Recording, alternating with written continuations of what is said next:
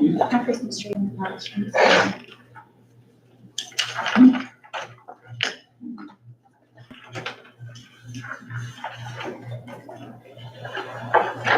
Okay, I've got 10 o'clock, meeting to order. Thank you, Lord, for this day. Thank you for all that you've done for us. Thank you for the rain we've had in the past. We just pray that you would send us some more. Protect our county today. Pray that you would help us to make good decisions according to your will and the benefit of our community. Thank you for all these things in Jesus' name. Amen.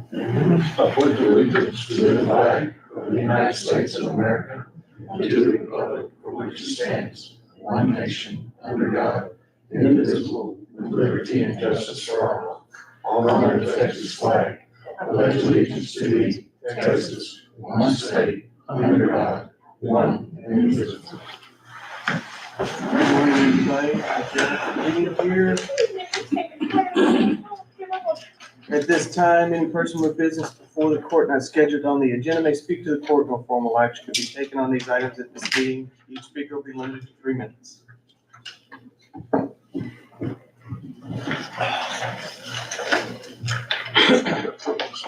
Okay. The agreement between me and Keith Clements from Material Okay.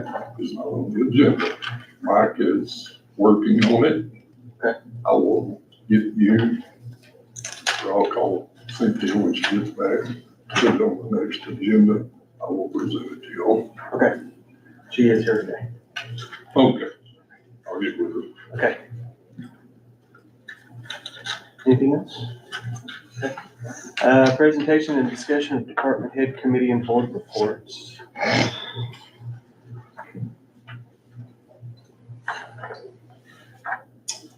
Man, people are busy.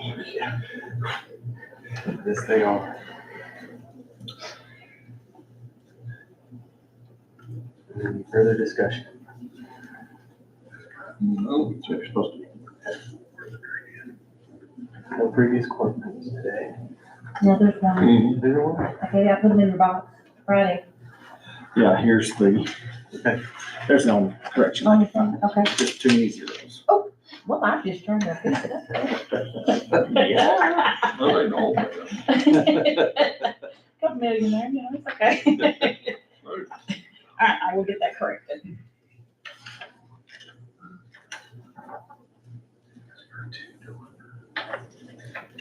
Does it make a motion we approve the previous court minutes as presented with corrections? Anybody else good with it? All in favor? Accepting donations to county entities, library donations, Parks Department, Senior Center. Library had a variety of books and cash or checks, credit cards. Parks Department, I want to discuss this. Let me just clear it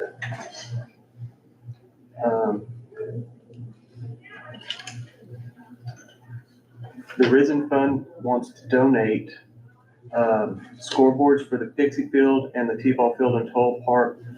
And also, if I'm not mistaken, they wanted to do the sound system also.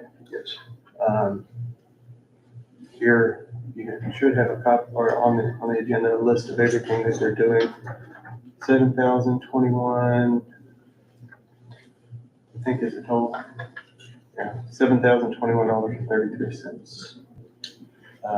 That's something that we haven't done, and that would be appreciated, I think, by the Parks Department for them to donate.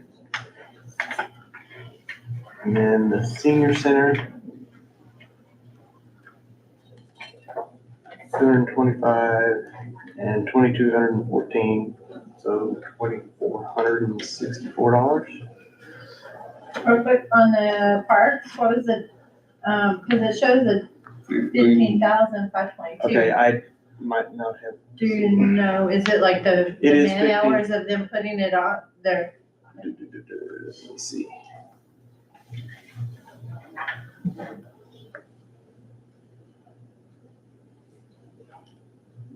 It might be the man Sound hours. system, labor and parts. It could be. Oh, the scoreboard also. Oh. Yeah. So the, sound system is 7,021.33, and then the scoreboard is 6790 plus the sponsor panel, so 8501 is that one's total. Okay, Sorry about that. So on the Thank you. bottom, that installation of electrical or not included. Yeah. So that shouldn't be too bad. I would not think so. That would, it's not gonna be 15,000. Gotta really appreciate the people in this community that give out so much of their own time to do these kinds of things. Yeah, We see it in every, from the golf course to the youth center, to the health unit, to the library. I mean, the people are just, they're always giving, even in a hard time. absolutely. And I, go ahead. I was just gonna make a motion to accept the donation to county entities as presented. Second. All right. And I just point out that their board members are listed on. All in favor? All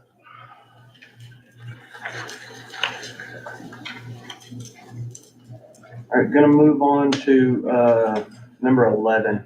Which county officials, department heads, or employees have authority to request a criminal trespass notice and enforcement for county-owned facilities? Back to here in a minute.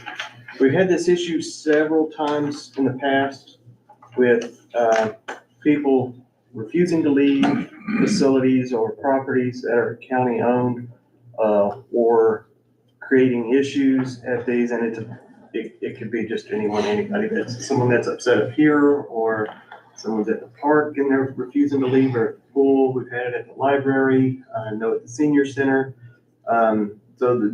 We need to decide who has the authority to sign a criminal trespass. And I was talking to Mike about it, and you're having issues with.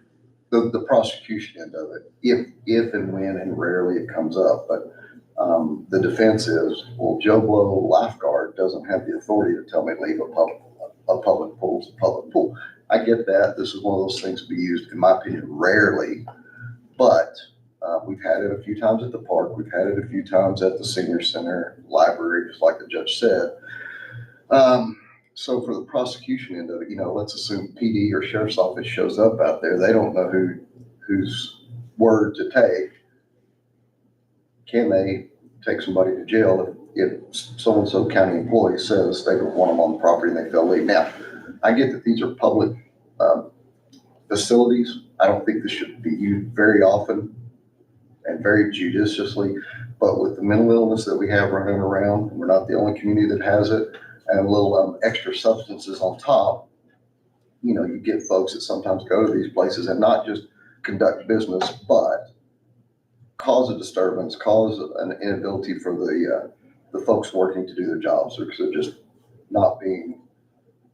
they're being a disruptive force or damaging property. And Sheriff and I visited about it a little bit, and he probably has some more input, but what do y'all want to do on this? Because my cases that I'm seeing coming through, we're starting to get more and more of these, and it's not just county property. It's happening at City Hall. It's happening, of course, that's their problem, but it's happening at the college. It's happening at the hospital.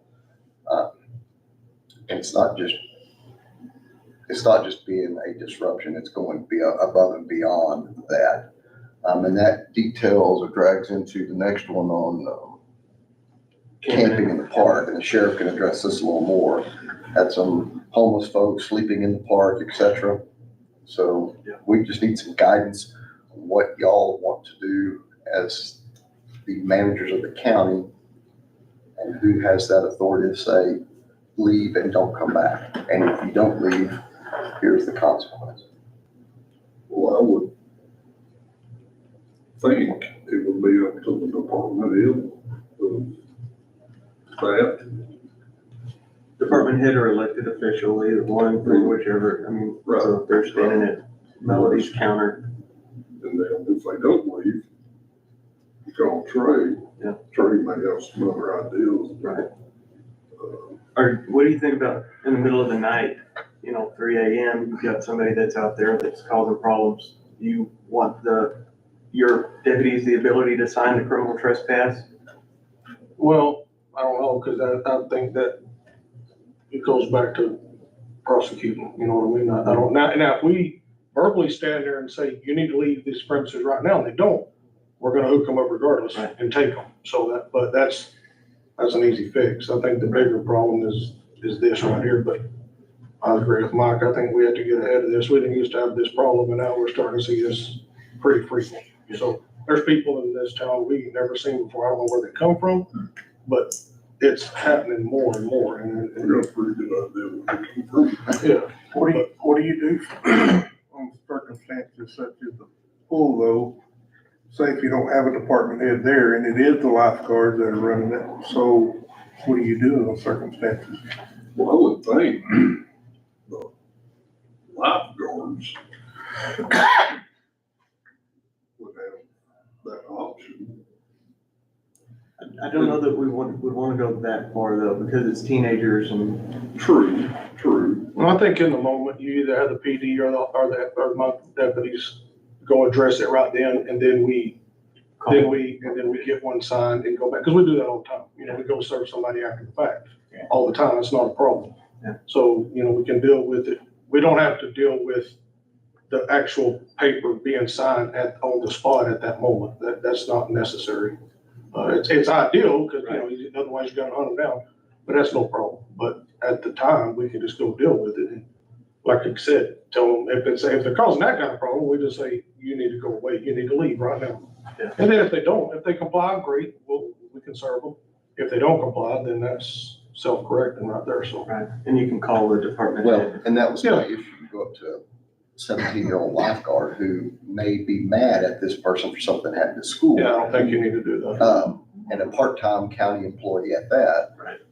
A simple call to Parks Department Director, what do you want us to do? And then if they don't leave, or maybe he comes, or what's the disturbance, where maybe cooler heads will prevail, as opposed to some knee-jerk reaction of, I want them gone now. Well, you're a part-time employee. And that's an extreme example, but that's kind of what we're running into, depending on the situation and the time of the issue. And I want to have the commissioner's court authority, so when those criminal cases do trickle through, for instance, an overnight camping at the park, and they're not really causing disturbance, maybe they're leaving garbage everywhere. What do y'all want to do with it? Because we're getting those calls now, and these people don't have any place to go, or they correct me if I'm wrong, Sheriff, but we're running into that a little bit. It's only going to get worse. Well, absolutely. Yeah. You kind of have the same situation with the softball fields where or softball, baseball, little league fields, we don't have control of them at that time, but it's someone outside of us that has control, but they'll have kids that are causing problems. They did that this summer. We need to address who would do that one as well, and I would think that would be the department head. And this isn't hugely complicated. I just need some guidance from you guys on who I'm going to take criminal trespass cases from. A lifeguard who's mad at so-and-so, or does it need to be the parks director that calls and says, yeah, Sheriff, go ahead and give them a notice? Yeah, would use the pool. Would a phone call to you suffice? And then you make the determination whether they're mad at this person or not. Yeah, I don't have a problem with that. Normally on those situations, the police department goes and deals with it. It's not the sheriff's office, but I don't care. That's fine. If that's what we need to do to correct it, I don't have a problem with it. And they'll usually contact somebody. Yeah, and I see the point of, let's say, 10-year-old being mad at somebody. Yeah. A real violation versus contempt of a 17-year-old, right? Right, yeah, teenager. And same way for PD, if they show up and this lifeguard says, I want gone. Well, who are you and what authority do you have? If we all know they have to call Matt as an example for that, then Matt can say yay or nay. So my thought would be elected officials for their premises, department heads for their premises, if there's no elected, and then perhaps the sheriff's department for outside grounds, North Park, Toll Park, Mhm. county courthouse lawn, parking lots in the evenings, like at the library or health department or wherever. And like I said, this is rare that we're gonna have this, but I'd rather address it now than wait down the road. So if we leave it up to the department heads, any one of their employees calls that person, whoever it may be. They go up there, if they can't handle it, they call the PD or sheriff's office. Potentially, our situation could be high enough that they've already called the police or sheriff's department. Could be, Yeah, could be. but absolutely, yeah, they would But- contact. if we leave it to the department heads, their employees could call. Right. Matt or whoever. Right. And then he makes a determination that, And then I have Commissioner's Court minutes to fall back on for the criminal prosecution if we get that far. So the court has authorized each department. So Matt has the authority over his park. right, And I say his part generically, has the authority over the park to leave the department head. to make that call. And that gets rid of that defense of so-and-so didn't have the authority to tell me. Right. So. That's clear as mud, but I think it ought to be whatever entity it is, be it library, whatever, the department head is called. If they can't resolve it, PD or sheriff is called. So you're saying give the elected official or the department head the authority to, do a criminal trespass warning for their respective departments? Mhm. I mean, that seems to be where it's Okay. devolved from Mike and Trayvon. Is that a motion? Sure. That's what it is. Say, All in favor?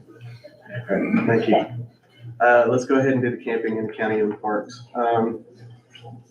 Judge, the reason I asked that be put on there to dovetail with this is because the sheriff has started to get some calls, I think, and maybe PD as well, of folks staying all night in the park. Well, we used to have a no camping or no overnight camping policy or ordinance, and then that got modified, I don't remember how many years ago, so I'm not real sure, and the sheriff isn't real sure what the actual rules are for overnight stays in the park now. So I looked I'm not at, sure that anybody knows what the rules are. yeah, so we looked at, Melody and I looked that up, May 2002. Right? 2002. In the minutes, Scott Cronwelch came before the court asking them to consider amending the no camping rule in Toll Park. Howard Limmer made a motion to set up designated areas for camping with reservations made in advance, and it passed. All were in favor. I don't know that anybody has any idea where those designated areas for camping with the reservations would be at this point. So, you are having issues with people that are, Well, it's not a problem. I mean, we've dealt with one, maybe two, yeah, but again, we just need to get ahead of it. Yeah. I thought that still stood, which is the way you're talking, it doesn't. yeah, that's the last one I found. Okay. 2002. But nobody knows where the designated. No. I was thinking it was in front of that fire pit. Yeah. And where the Boy Scouts used to Yeah. camp, which it doesn't matter to my office, Judge. We just need some clarity on it. You know, if somebody's there 3 o'clock in the morning on a park bench with half a tent set up and a little campfire going or whatever it is, do y'all care? Because somebody's going to get a call, whether it's PD or whether it's a sheriff's office. Hey, there's somebody in the park sleeping on a park bench. Yeah. We just need to know what the court's pleasure is on how you want to handle that. Needs to go home, don't sleep in the park. Well, sometimes I just want fresh air. I don't know what to tell you. Sleep on your own park. no need for that. All over orange in the. God, you want This man made that bench his home for 3 months though.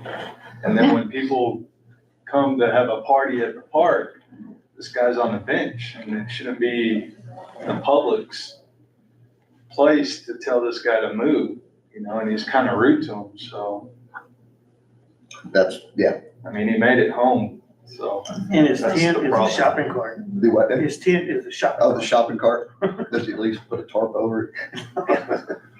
Wow. And there again, as you all know, the state of immigration at this point, I feel like it's only gonna get worse. Yeah. So if we set some boundaries, if you wanna set boundaries, let's do it. If not, that's fine too. We just need to know.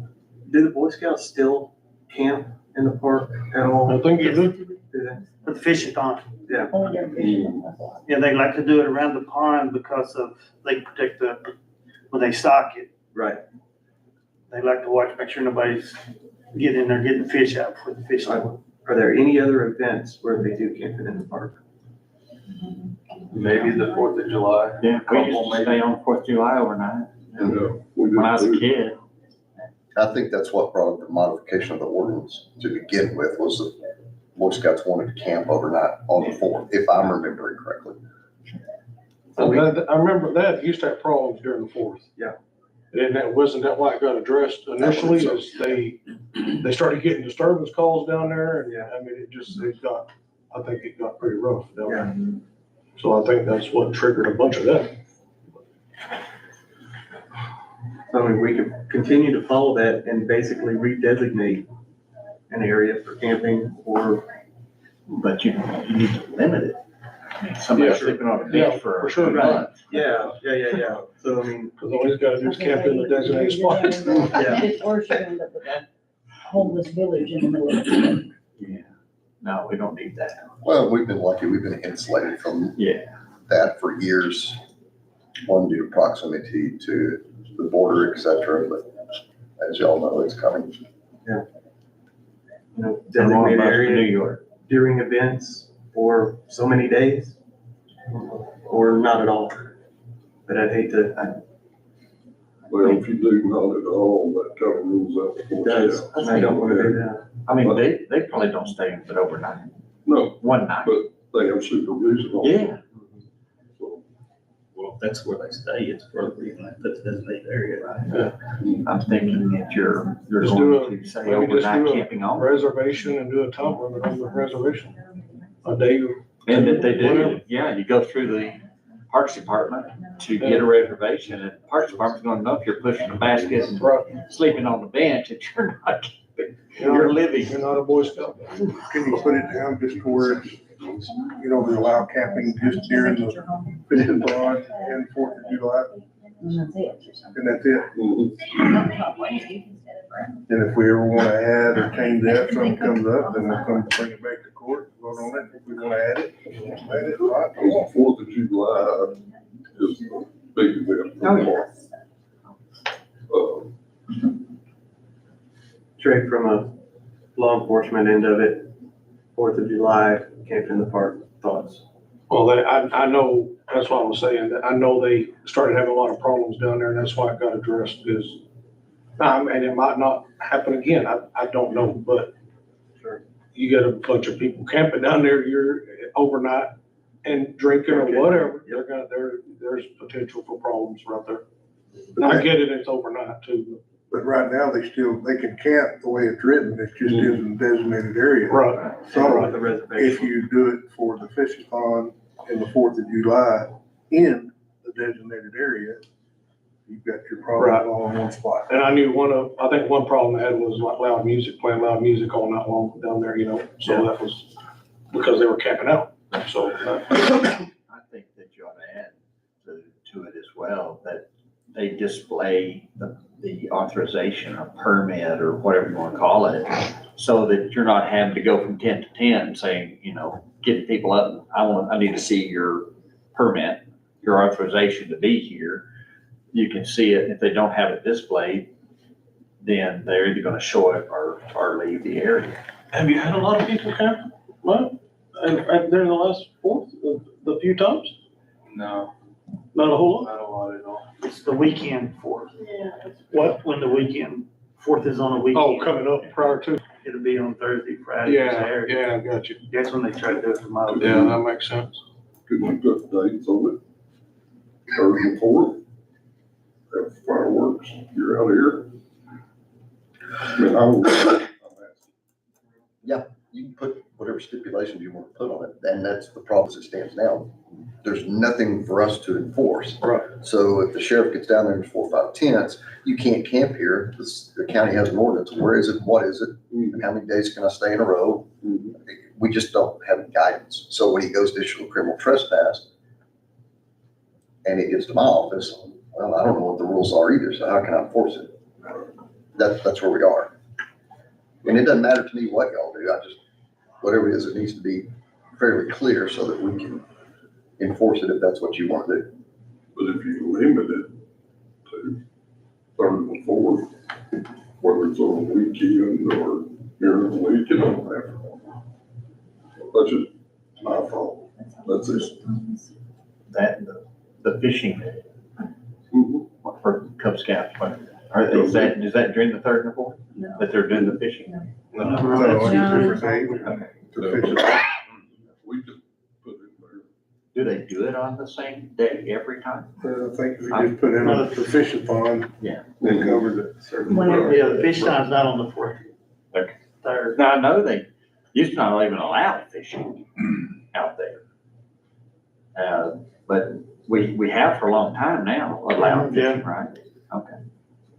So are those the only 2 times that anybody could camp in the park in the designated area with the reservation? That's what I was about to ask. Do we have problems on car show days, any of that? Now, car shows in and out one day. So mainly it's Where for, is the designated area? None of them stayed for the car show overnight? Okay. It kind of surprised me. No, their cars work more than the park. That's why I'm surprised. They don't stay there with their cars. Or go trailers. Window bays. Limit it to 3rd and 4th, and for the Boy Scouts fish-a-thon, Gotta take care of it. Are y'all gonna make signs to put up that says this? Because if you have a man living on a bench, I don't think he's gonna go make a reservation. I think you're right. That's why I said we should have a display permit or I mean, we authorization. have the machine, I believe, still there in the Yeah, it makes in the sense. armory. They can make a sign, sure. Where's the designated area? In front of the pond? That's where the fish pond This is. is the fish on and then Close to a restroom and trash can, I'd hope.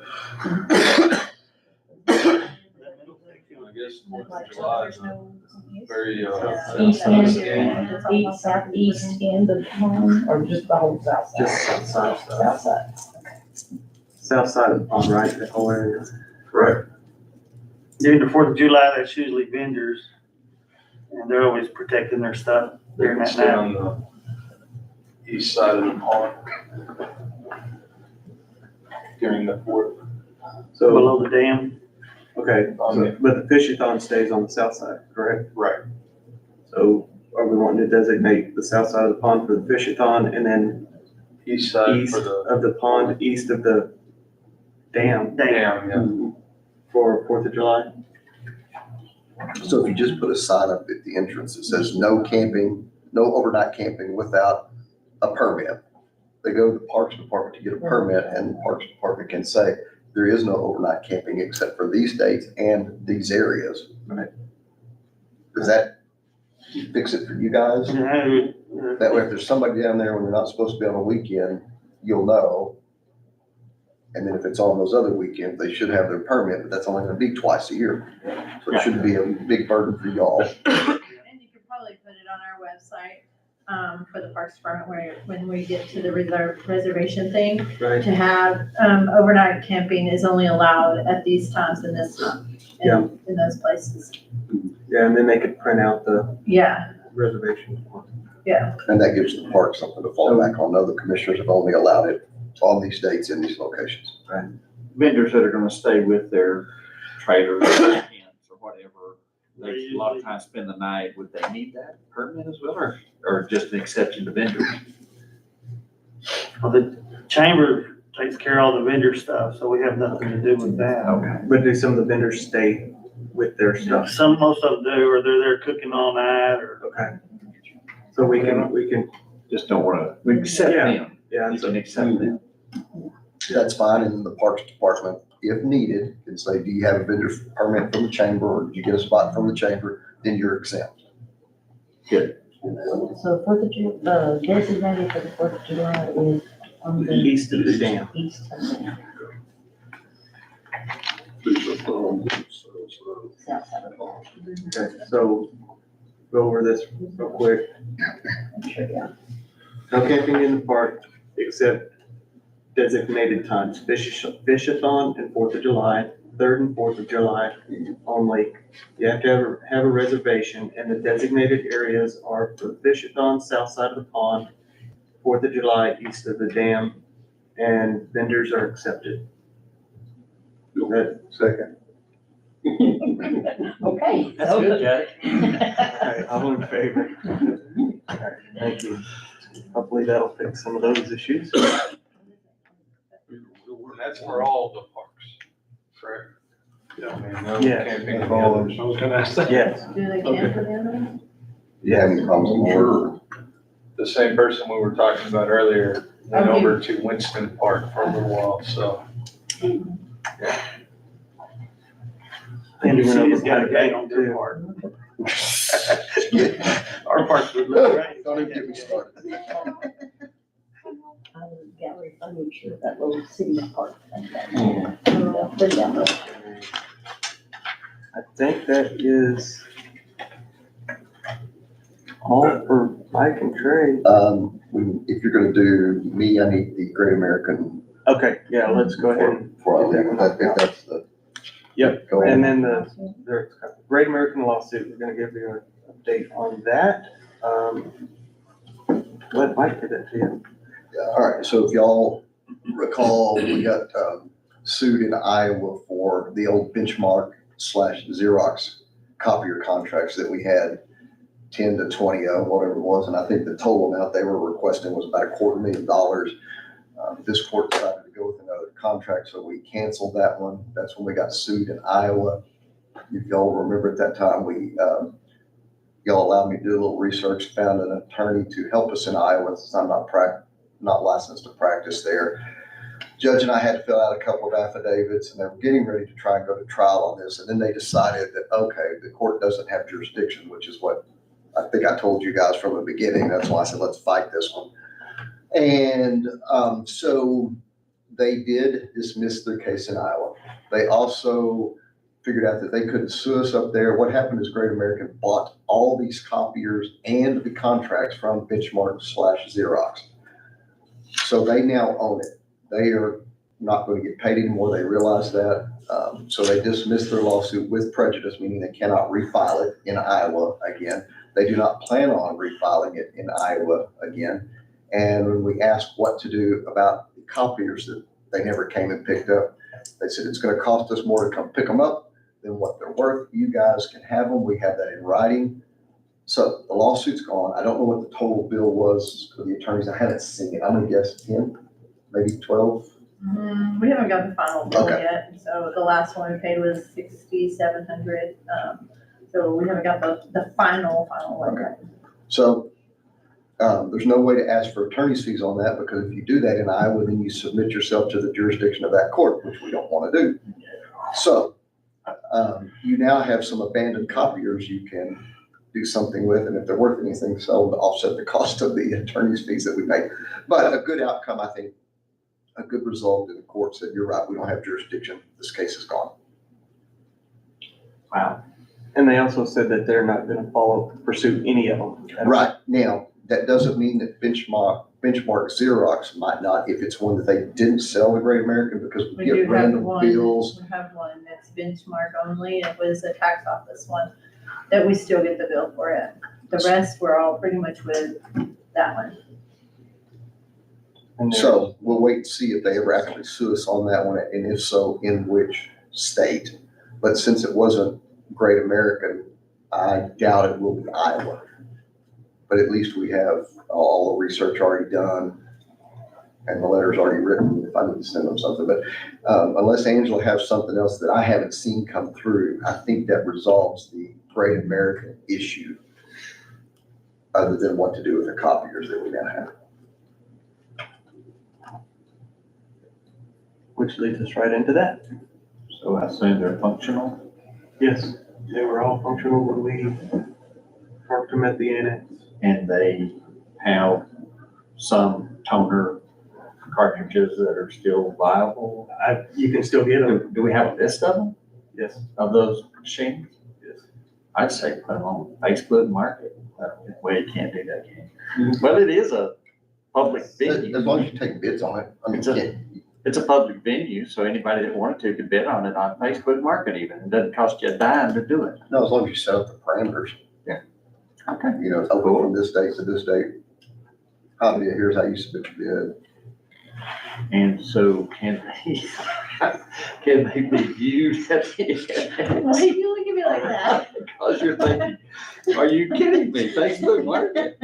I sell stuff on that all the time. Well, you can be in charge of it. I do not like Facebook marketing. I Well, don't like Facebook. I love eBay, but they've got to where they're so expensive to use that you can't use them. And an auction house is the And same I think way. Facebook market, you don't have to pay them anything. Like Not a- eBay, you gotta pay a part to them. and all of 5%. that. So It doesn't make a difference Facebook how much it market's is. free, Yeah. but. Can you imagine 5% on $300,000? Judge, how many do we have? 19, I believe. Yeah, I don't know the shape of them. Yeah, some are full-size computers, some are desktops. As far as I know, they were all working when we put them in They there. could get pictures and, of each of them and whatever supplies that might.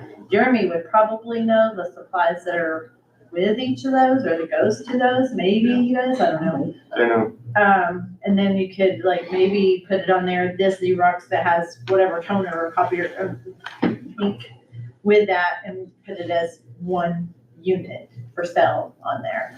So if they bought For bid. yeah, for bid, for auction bid, whatever you wanna call it.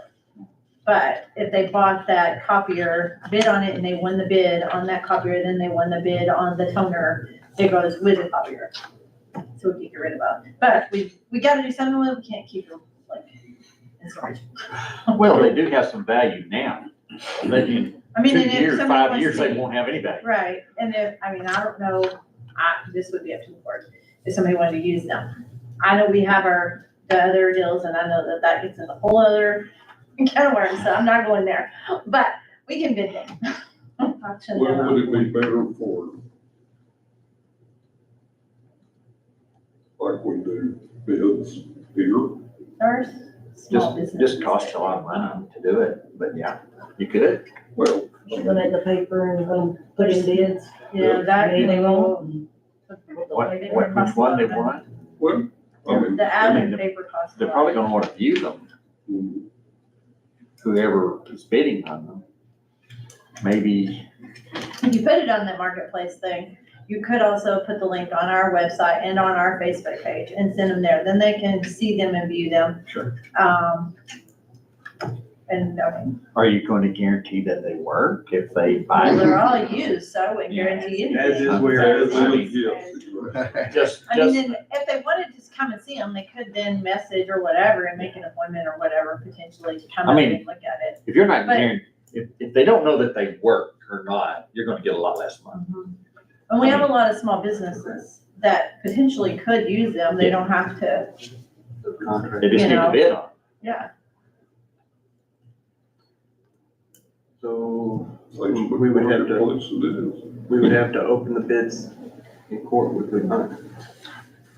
Oh, goodness. it. You wouldn't do that. Not if it's You wouldn't do it with online. Facebook. I mean, It would with be the best eBay. bid so, would then be, Be an because it comes in Yeah, you just like just- an online auction. Yeah, Make your checks out to Scurry County Treasurer. it'd be just like if you were doing it a live auction. Yeah. I'd say you just open it for, let's say, 30, 60, 90 days, whatever the time frame is, highest bid wins at the end of that day. That way everybody gets a chance. It's all equal. These aren't like sealed bids like we would do where there's a competitive bid for a construction contract or something. So I think online, as long as there's a fair chance for everybody to bid on, I'm okay with that. Okay. Are we gonna set like a reserve? I mean, like where they can't, we're not gonna just take like A nickel here. Yeah. I'll bid 10 cents. Yeah. Dollar, Yeah. $1 increments.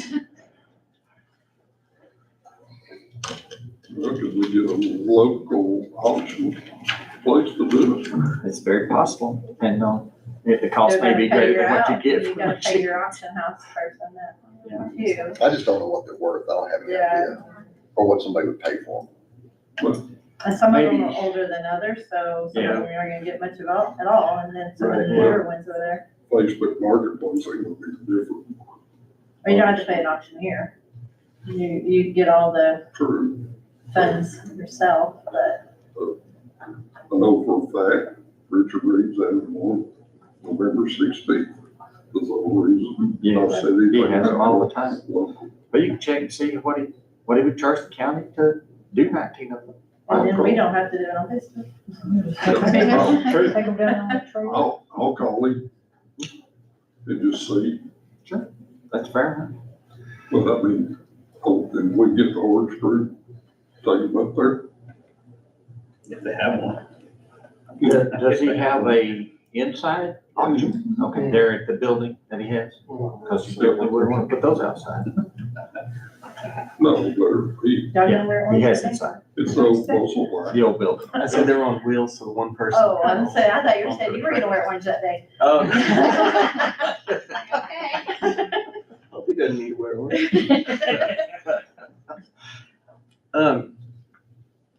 We're gonna have another meeting before the November 5th meeting. You want that on the 22nd or 29th? 29th, please. Yeah. So we're gonna have a meeting on the 29th. We can come back and know for sure. So we'll table it for the Yes. 29th. And then, Next classes, I think. that's what I was gonna say, on the That's the 5th, first Classes are 21 through 24. Oh, you mean? Yeah, the NIMS is, the first week. that's why I didn't know if we were gonna still have one on the 5th because of the emergency management. I mean, we have, Encode ERP, that stuff that day. And then there's the emergency management classes that we should do. And it's election day, very, True. the So general we will do election. as much as we possibly can on the 29th and have a very limited 5th Short one. if we have a quorum. Do it. I didn't say that. I heard it. So if you can get that information by the 29th, I'll have it separate. okay? And I will put this back on the agenda to discuss on the 29th. I think that's all you need me for, isn't it? Yes, sir. All right. Thank you so much. You're welcome. I told you to sit in the back, man. I didn't get close enough to you to get you sick. Oh. Were you sick? Wait. Oh, I don't feel too good. You'll look it. All right, let's go ahead and do the presentation for supplemental insurance from Global Family Heritage Village. And I'm sorry, I didn't catch your name. Dominic. Dominic. Yes, nice sir. to meet you, I was about to Dominic. introduce myself to all of you guys. Thank you.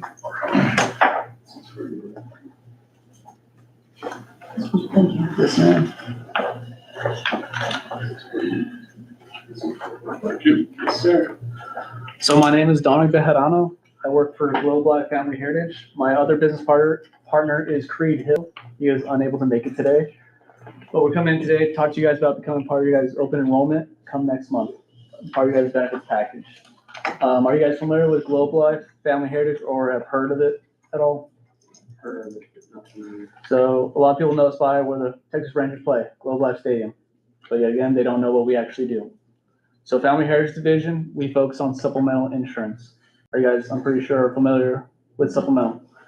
If the employees were to get sick or hurt and they couldn't work, we put money directly into their checking account to pay the bills while they're not working. Now, our company does things a little bit different. I have a question for everyone, actually. All the insurance that you guys pay a month, your car insurance, your medical insurance, right? Let's say nothing ever happens, you guys never have to use it. Wouldn't you guys want to have some of that money back at one point or another? And unfortunately, other insurances, they don't. They keep that money because those commercials are very expensive. That's not what Globe Life does. If you guys don't use our policies, we get to refund you guys 100% of your money. Back in February, I recently, I don't know if you guys know Mary Jane or David Arona out here in Snyder. I returned a premium back to them for $22,000. It was all the money that they put in, they get it all back. So if you guys look on the back, they're on all policies, so whichever policy you guys want to look at, in the back is how it works. So for individuals that are under 55, how it works is you get your money back in 25 years or age 65, whichever comes first. Now, the policy built after 5 years, the 6th year, you go, hey Dom, I'm healthy, I'd like to cancel it. You get a percentage back. If you hold it for that many years, you get 100% back, as well as you're covered for life. So our rates do not change. So Judge, you have the rates in front of you on those white slips. Those will be for every policy that we offer. Now, we still don't keep your money after 56. How it works is a survivor's benefit. All that money that you put into this, your beneficiary will get. It's kind of like life insurance, how it works. No matter what happens to you, if it's not through a heart attack, cancer, or an accident, no matter what happens to you and you pass away with this policy, all that money that you put into this goes straight to your beneficiary. As well as we do a safe living benefit. So once a year, if our clients are healthy, don't have to be submitting claims, our company pays them. So we have 4 units with our elite, preferred, standard, and base. So for our elite, it's $320 a year, $160 for preferred, $80 for standard, and $40 for base. Now, the policies that we offer is cancer, heart attacks and strokes, accidents, and ICU. The ICU kind of works like a rider for all of our policies. So if you guys open up the brochures, you guys will see our units on the top. So all of our clients have all the same benefits. The price is just cut in half. So depending on whatever level they decide to go on, that will be the payout for them. Now, they're not renting this, they own this. So if they want to change their policy coverage, either go higher or lower, they call us. We are local agents, Creed and I. We've been servicing this area for about 9 months now. So if they have a question or need to submit a claim, they call us. They don't need to call home office and wait on the phone. They call us and we'll file the claim for themselves.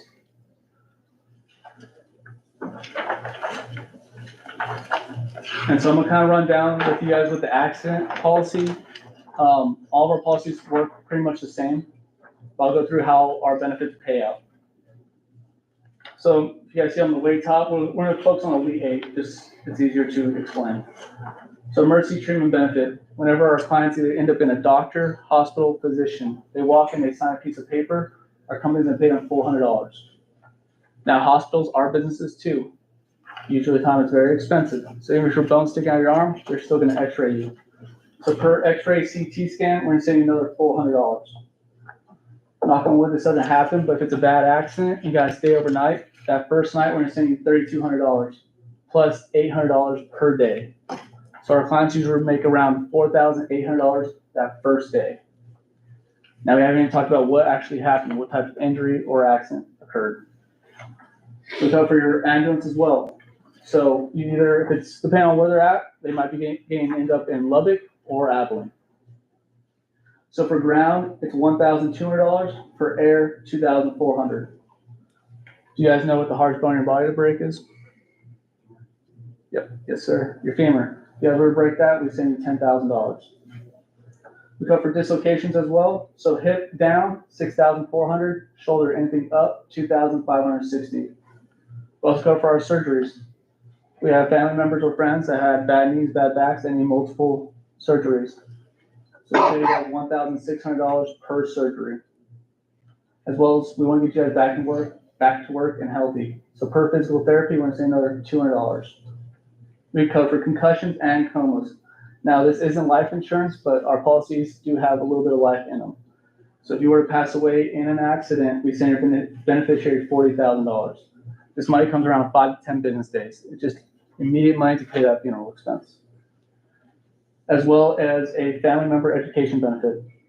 I know how many of you guys are parents? Pretty much all of us, right? And if something were to happen to one of us, we want to make sure that our kiddos are taken care of. and that's what our company is here to do. So if you were to pass away in an accident, we send $20,000 to each of your kiddos, works like a scholarship, to go into trade school, university in the country.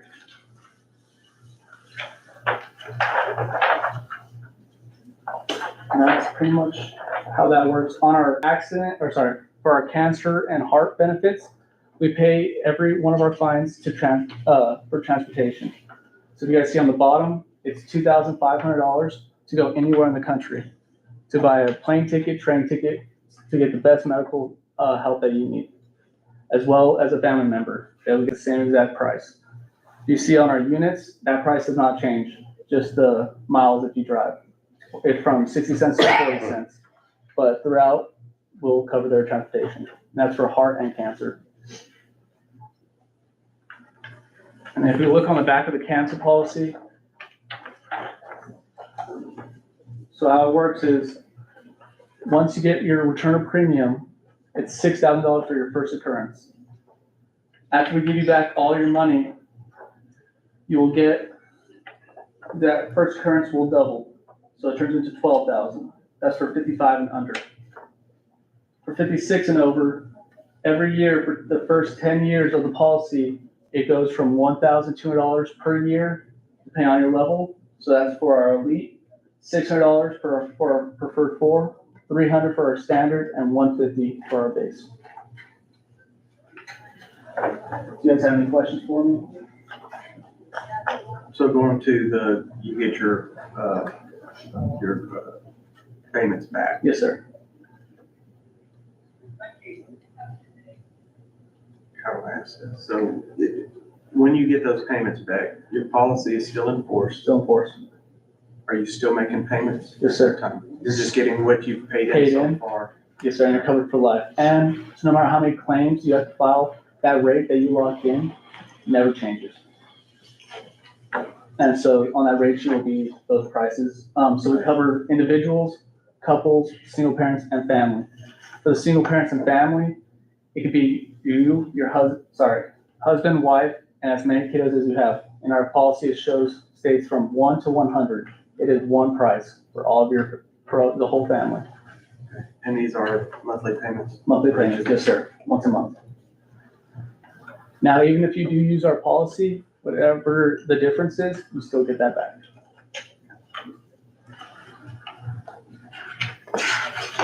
Anybody have any questions? I'd like to study that a little bit more. That's lots of information. Yes, sir, it is a lot of information. Well, we're wanting them to come in for the open enrollment in Healthy County Day. So, with court's approval, if they could attend and present this to our employees as well. Because it's not what the county would pay, they would be the employees. Yes. Right, yeah. Yes. Yeah, it's similar to Yes. the other add-ons we have for insurance. Yes, sir. You know, if we give them approval to come to the Healthy County, that would be more information Yes, sir. for everybody. Yes, sir. And you guys will have all of our information, so our numbers. So if an employee does have an accident or something, you guys give us a call, we'll come out and take care of it. Can we make it retroactive? All right, I know. Nice try. Nice try. Yes, sir. I love the effort from that. So our qualifying questions, I get that a lot, is for our accidents is, have they been treated in the past year due to an accident or injury?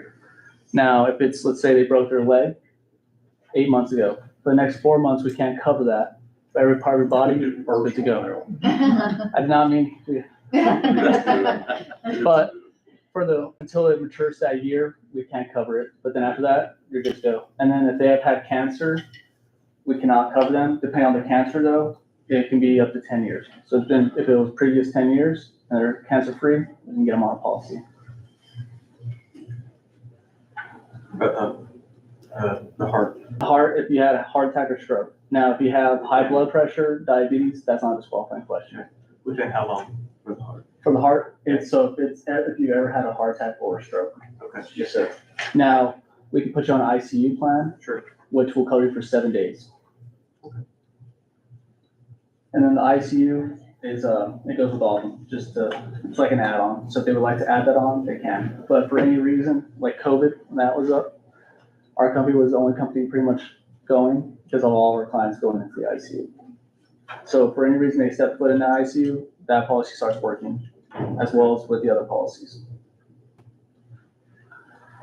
And they can change, they can go, they own this, so I just wanna make that clear. They can personalize this to how, what fits their budget. We're not trying to create a bigger hole, we're trying to close one. Sure.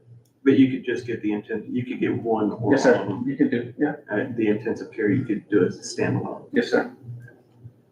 And we work with every other company that they already have. So if any other insurances that you guys already provide, we work alongside that. Yes, sir. Your benefit isn't reduced because of other insurance that you have, regardless of. it's Regardless what accident happens. Insurance or whatever. Medical insurance, that has nothing to do with us. Yes, what about accident insurance? That's fine. as well. What if you had other, So yeah, we'll work as a double, right? So you pay anyway. get paid anyway. Yes, sir. All they have to do is call us and we'll pay. Yes, sir. So, Like medical insurance, you cut other insurance. Somebody else gonna have. This is to pay the bills while we're not working. Yes, sir. We had one of these whenever I was a kid, got my leg in a cotton stripper and they paid my parents Bro. for a long time. Yes, sir. And that's how we will, with the no lifetime limit, so however many times you have to use this, we're gonna pay every single time. Any other questions? so can we do it now? To have him join us for the health and county deal? Yes, sir. Cause I think that would be a really good idea. I agree. So, yeah, Good motion. just, Second. All in favor? Perfect. Thank you guys. Appreciate it. And you don't have to stick around for the rest of the boring stuff if you don't. Yes, sir. unless you're gonna make this retroactive. I'll appeal for that. For you. All right, we'll go back to towards the top, number 10, annex break room. Discuss and consider to what extent annex break room will be renovated after receiving information about the contract. So Trey came to me with information about the contractor. He has a criminal case and a civil case in Nolan County, basically for stealing supplies and materials and whatnot. Two recent cases. You've actually just gotten that one, right? Or you got the information on it and it was a recent, like within the last 10 days. Yeah. He was Arrested Thursday or Friday, put in jail once. Was that one a felony? No, I think it was a misdemeanor. Misdemeanor. Yeah, can you keep him in jail until he? I was gonna say, put him on orange crew. It's not in jail here. No, it's in Nolan County, right? No, can we borrow? We're not keeping Nolan County.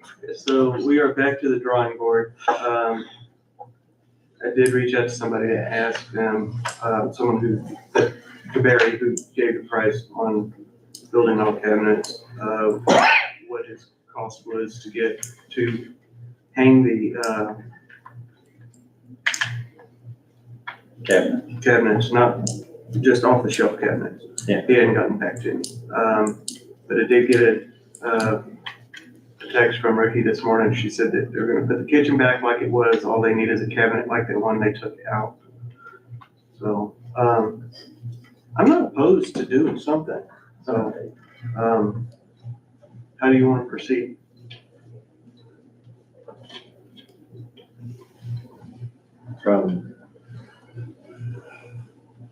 I think that there's some very nice cabinets that can be bought at Home Depot or Lowe's.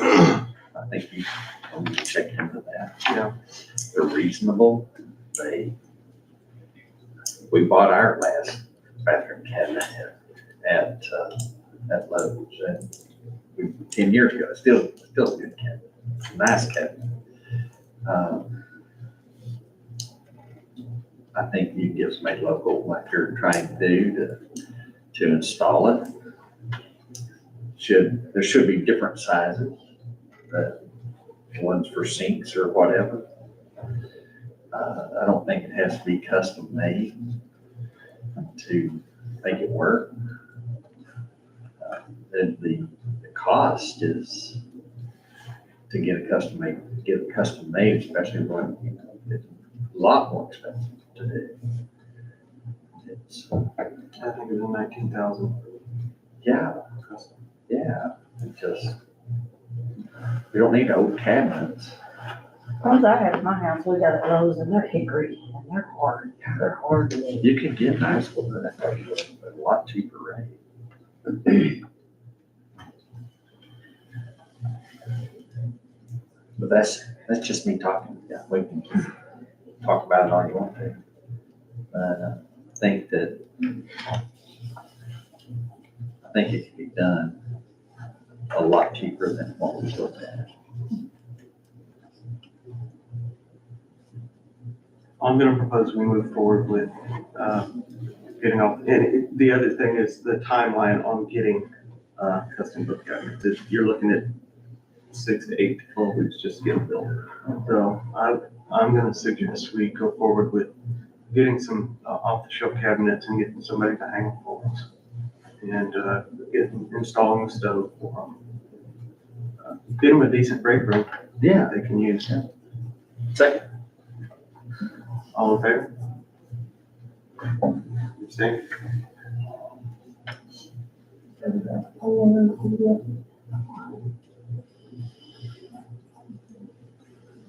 All right, let's talk about the golf course senior and or veteran golf discount. Hey, Bill. Hello. Morning. So you're talking about a senior and or veteran golf discount on certain days or all the time, or? Well, the jury's still out on that. I think just across the board, golf is a sport you can play until you can't really walk anymore. Unfortunately, the older you get, the more you get on a fixed income. Mhm. So I think it'd be, the seniors in the community might appreciate that. And I wouldn't give away the farm, maybe $5 off or card included. Same thing with the veterans and the active military. Okay. Sacrifices that they're making. Again, nothing gigantic, but at least a show of support. What's a 9 holes in a cart? 25. So it'd be 20 for that. If it was $5 and 40 in a cart is, 18 in a cart. Where the cart is 40, so less 5, 35.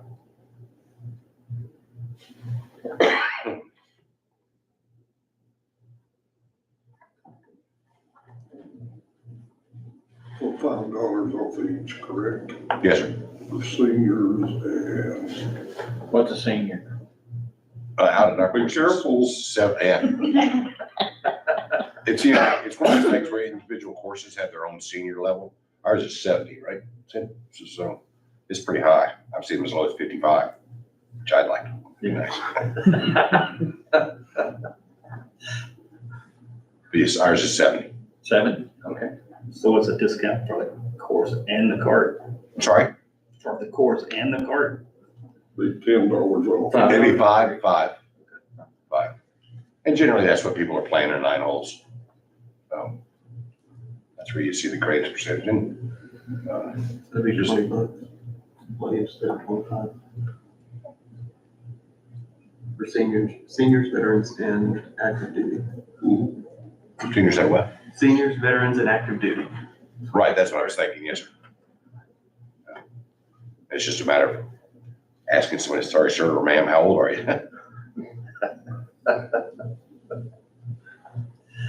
Or letting them tell you know what, advertise it, publicize it. Yeah. Let them know, get the word out. So $5 off each, correct?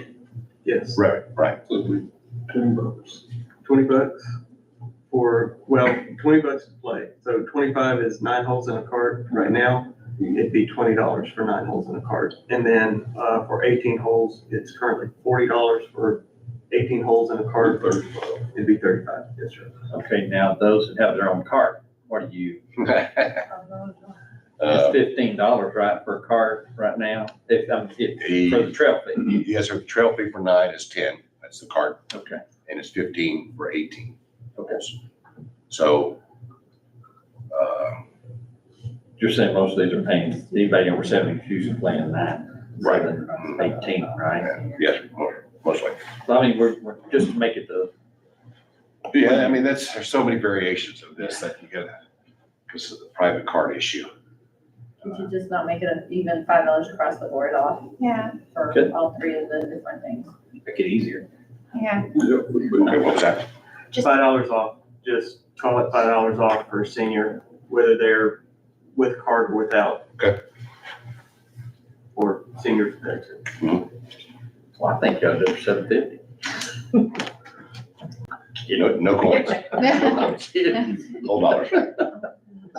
Oh, dollars. Yeah, that's me. $4.99. $4.72. Yes, because there's gonna be different circumstances. I'm 70, but I have my own card, or. Yeah. So you get $5 off.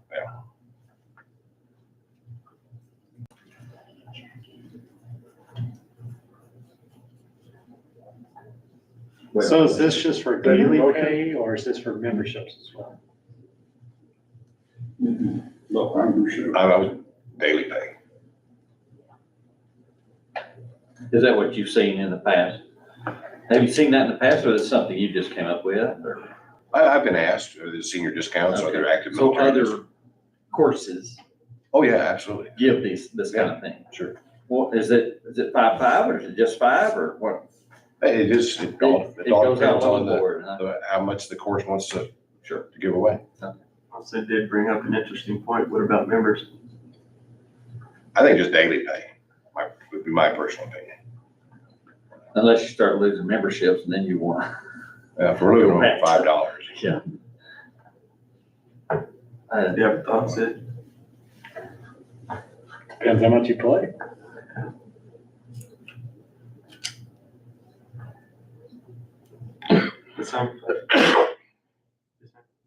Are you verifying you take down their license, their driver's license and ask them how old they are? You Sure, ask yeah, them yeah. For a veteran's card or whatever you have? Right, we'd ask for identification. You probably know the majority of them. Although we're getting so much now, we're getting folks from out of town that, and then they come in and play and they leave. Yeah. Some of them young, some of them old. So the original thought was $5 off, basically $10 for 9 holes. $5. $5. So you're going to, check their ID, correct? Yes. I don't have a problem with the seniors or the veterans or active military. I really don't. For $5. That's your motion? Sure. Second. All in favor?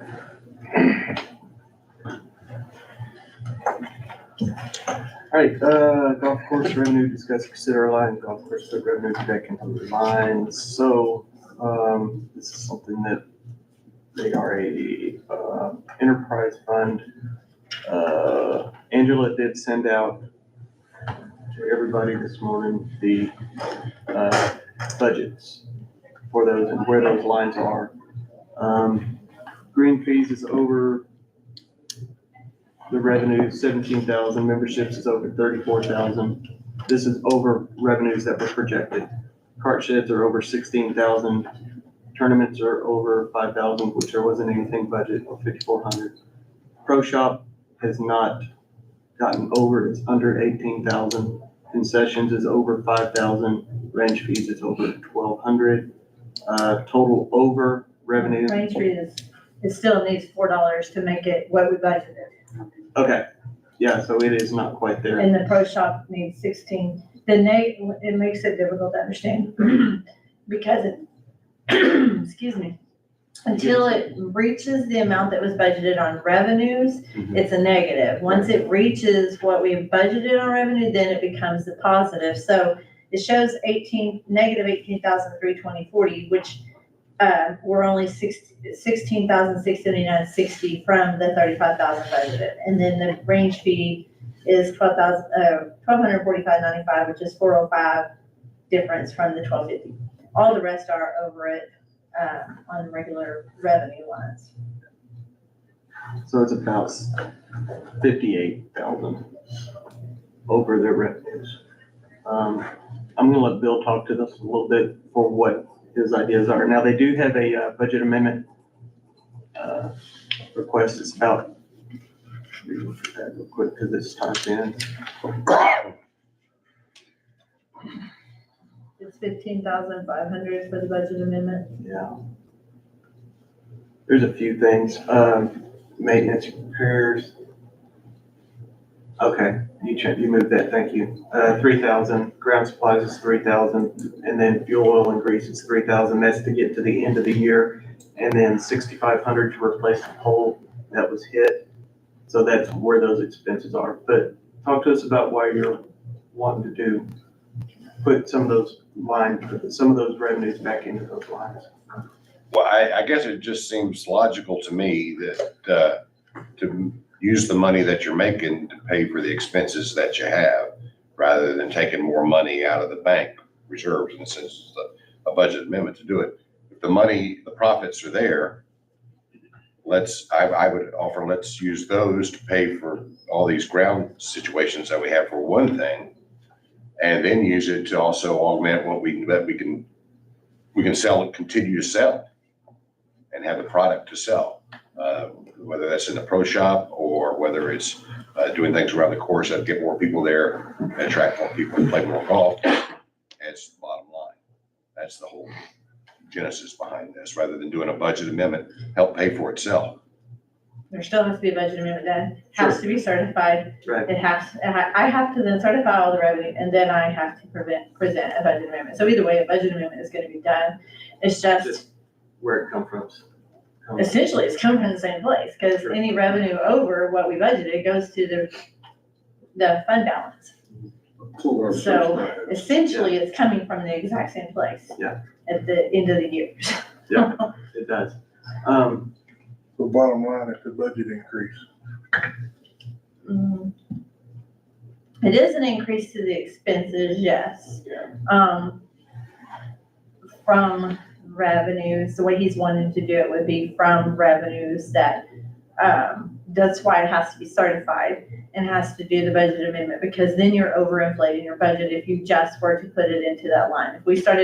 If the treasurer's office just started receiving all these things into the expense lines, then you're inflating the budget and it's not been through the approved process. So through the legal process is to certify it and then place it through the budget amendment.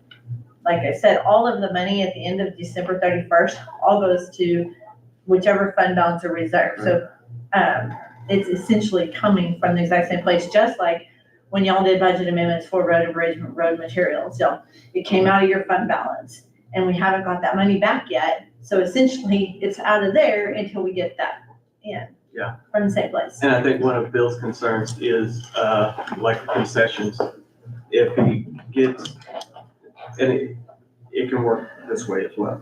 So, spend all the money by 1st of October for concessions. He doesn't have anything left in that line to purchase for the rest of the year. The drinks and the candies and chips and whatever else. Without taking it out of another line, which takes it away from somebody else. So, and that can work as a budget amendment, just knowing that that's where it's gonna come from, basically, is that it can still, it'll have to be a budget amendment, but. Yes, either way, it's a budget amendment. And the other thing that I would recommend is during the budget process next year, these are looked at very closely, because that's why we go through the budget process. Absolutely. Is to try to make our budget as close to what is a working process budget that we can utilize and use for that year. So we have understood concessions. Sure. How did you end up short in concessions? Wasn't budgeted, and we sold them like crazy. And to be fair, he did not budget this year's budget. Right. It wasn't, he was not the one who did the budget. Okay. Well, if you're selling them, you ought to be having money coming back. But it goes into revenue, which is what he's That's right, wanting right to do. there, yeah. It can't go into expense, it has to go into revenue, it's a law. And then she would need to do a budget amendment to put it back into that line Yes, once it was that's what he's over. wanting to Yes. do. Is it goes to revenue, so it goes to the, there's a concession line that was budgeted $4,000 of revenue. We're at, $9,166.20, so you're $5,166.20 over what was budgeted. And he is wanting to, for like, I would certify that additional $5,166 and then do a budget amendment to place it into the concession line. So then he would have more money in there to budget. Now, one thing also last year during the process is the court was closed for part of the time because of the irrigation. So expenses were less last year than this year. So there's multiple factors to take into consideration, but. And like she was saying, it all comes from the same pot, but one process takes longer than the other and is more labor intensive. Auditor's office to get it back. Sorry, go ahead. Go ahead. Okay. Revenue has to be certified. Yes. Then you do a budget amendment Yes. to place it back Into in, whatever lines he needs it into. okay? But if it goes back to general revenue, in the pot that we all get out of, Mhm. he would have to do a budget amendment. He would do a budget amendment, it wouldn't be me doing it. That's the only difference is, for me doing it, it's two processes. It's running these reports, certifying, okay, we budgeted this, he brought in this, certifying that this is all additional revenue. The court accepts that, it's one process. The second part of that is I have to then do a budget amendment, and I have to do that because I'm also certifying that I did this, I verified that those funds are there, and I'm doing a budget amendment for the court to approve to place it into whatever lines he would just do a budget amendment, it comes out of the fund already, and that money just goes back there at the end of the year. Okay, so to make it simple for everybody involved, don't sugar. I don't really know that it's simple, but Well, whatever. my point is, if you place all that money back in the general fund, okay, Mhm. because it is profit, okay? And he does a budget amendment Mhm. for what little bit he needs to get to the end of the year. Mhm. Is that not simpler for everybody involved, or is it not? It's simpler for me, definitely, but now, I don't know what's gonna come up in the next couple of months. Like the $6,500 for that pole, nobody could tell that was gonna happen. We could get $1,500 check back from the claim on that.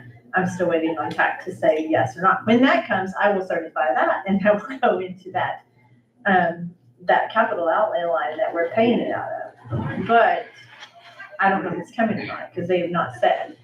That is the most simplest, easiest, straightforward way to do it. And it achieves the same goal. It does, it's exactly the same thing. It's Right. just that, It's fewer hoops. yes. Well, I would say that it all go back to general revenue. And Bill, when you do a budget amendment, you figure as closely as you can what you need to get to the end of the year. Okay? I mean, There's a budget amendment in there for today, but there may be, you never know, something else could come out. Yeah. yeah, and you don't know, because we've got basically 2 months left to have. And we haven't had winter yet, so it's still nice and people can still go golf. But I think if we look at this budget amendment, what you'll see is that categories, the lines that are in there are the heart of the course, heart of any county piece of property. It's to maintain what the county owns. It's the concessions and the pro shop stuff, that's just stuff that comes with a golf course.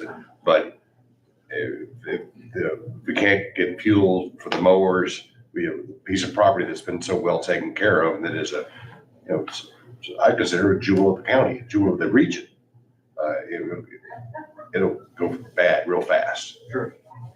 So but that dollar amount right there is what we think. Of course, we can't see the future. We can't see another accident happening, any number of things, I think, breaking down. But what happened, my understanding is at the beginning of this year, things did break down, and that took a lot of money to get them repaired, to get back up to speed with everything being so well taken care of. I think where he's going is if you'll do a budget amendment for the concessions and the other lines that you need to get to the end of the year. Okay. We'll do that on the next meeting. Yeah, I can certainly do that.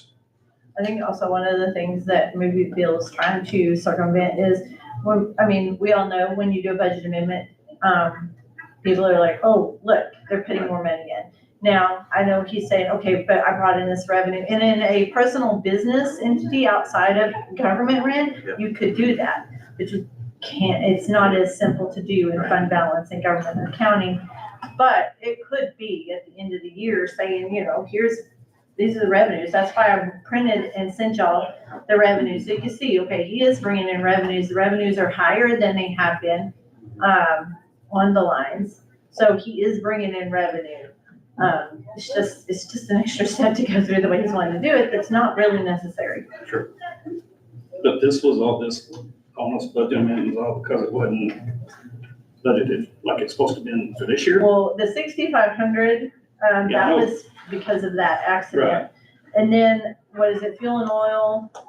There were several things at the first of the year that came out of maintenance and repair. There was a lot paid out of maintenance and repair at the beginning of the year. If you can look on that PDF I sent y'all, it has January through now, all of golf course, all of the lines. So you can see the expenses that were from, where they were. And 4,500 is the maintenance and repair line. So like maintenance repair, we had two pieces of equipment that the reels had to be completely rebuilt on, or they weren't gonna be able to be used this year. So each reel cost me around, for the county, around $4,500 a piece. Yeah, it was a lot at the beginning of the year. And to buy new ones was gonna cost the county around 20 grand, just for the reels. Well, that's So why we I'm went, asking, because I have a lot of repairs that come up through the year that I don't know about either, right. We all do. but I transferred another line. Their budget was very tight going into this year. I mean, I think everyone can kind of just see that. Bill, no, This one wasn't. Yeah. This one wasn't done by Bill. right. Before September, their balance spent in maintenance and repair was $33,377 out of a $35,500 budget. So that was up through before September 1st. Now, again, the budget wasn't budgeted well in the past, and I don't know.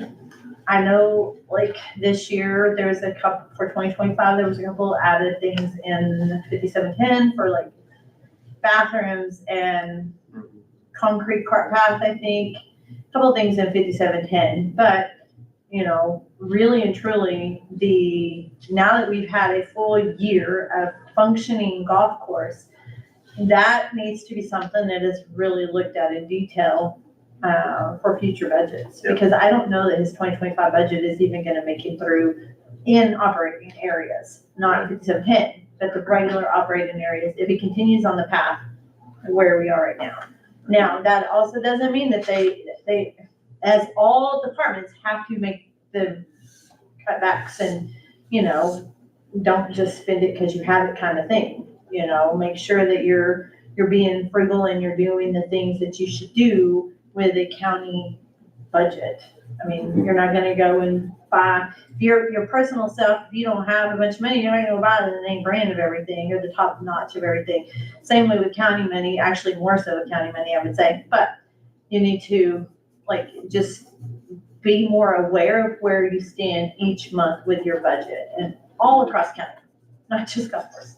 We are, as we are getting into, October, November, December. So, And some of those things like the concessions. yeah, I mean, you that can't- way, people come in. There was a Yeah. lot of extra people, and he's had a lot of tournaments. That was the one we didn't budget any revenue for because we hadn't been having tournaments. So when you have extra events, then you're gonna have extra expenses with those events. Right. So you have the good and the bad. You have the extra revenue coming in from that event, but then you have the expense to go in the event as well. Yeah. So, back to what I'm saying.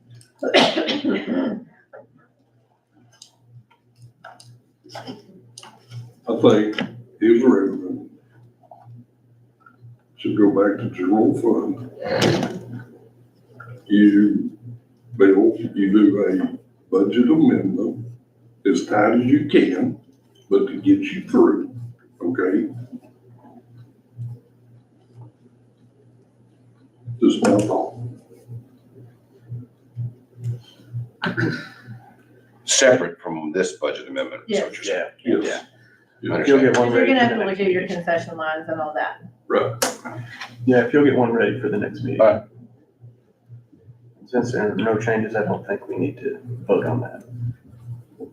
So at the same time, you don't need, if you're selling a lot of concessions, you don't need to wait until you're out of money in that line, run bid this way, for you to bring a budget amendment to the court, because it's gonna take you some time to get that money into your account. Yes. I mean, same thing with any line. If you see that it's going down for repairs or concessions or whatever it may be, you need to be proactive so that, because you're losing money, because you don't have any money in that line to purchase more concessions or to get your machine repaired or whatever it may be. He has been actually really good about doing that. Good. When he sees his lines you are guys run out starting of to get low, he's been good about coming in and asking, okay, what do I need to do? And stuff like that. So he's been good at that. We were just kind of waiting on today to see on some of the other things, but like the concession line and all that.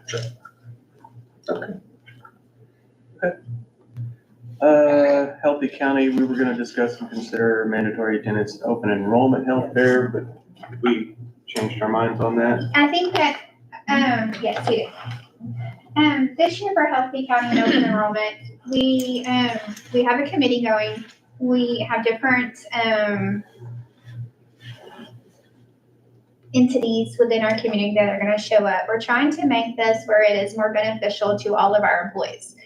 And I think when we say words mandatory and stuff like that, it kind of gets scary to everyone. So I'm asking the court to really, really help us push this. This stuff benefits the county. If our workforce is healthy, then, it's more protective. It kind of just ripples down. So I need the commissioner's help to really talk to department heads, elected officials to make this a priority this year. We're working with Cogdale. We have someone who's going to come and kind of help do stretches, which stretches are really good, to help if we turn wrong or if we lift wrong. So all of this affects our overall insurance and the fees, and we can get money from this. We don't get a lot from TAC, but it does help us. So this is kind of some of the ones that are coming. And I'm open to, oh, sorry. No, give me another one. Can we get the card copy? It just worked out that way because that wasn't one I grabbed. I'm so sorry. And ink's expensive. We have, Angela's gonna help do, because we can get free Fitbits and Garmin's, which then go to our incentive program. Angela's gonna help with the setup on that. Cogdale, like I said, we're in talk with them. They might be able to help us, if not this year, next year, with physicals. Anytime Fitness is gonna come, they accept our insurance. I'm looking at a mental health rep to come, just because that's a hot topic right now. So we're trying to really make this a holistic event for our employees. We are going to have prizes and giveaways, hopefully food trucks. So You're gonna give away a food truck? not giving away a food truck. Just so our employees know what's available. No, they're expensive and so. Do y'all have any questions, concerns?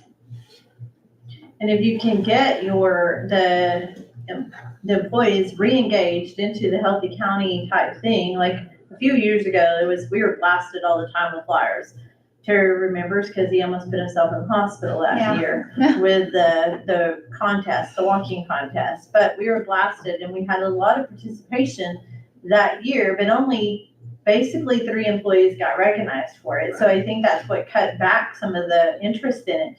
But if you can make it something that all employees are interested in and want to take part, one, it also helps their own health, helps them, to feel better and operate and function better. But then that will cut back our cost on insurance as well.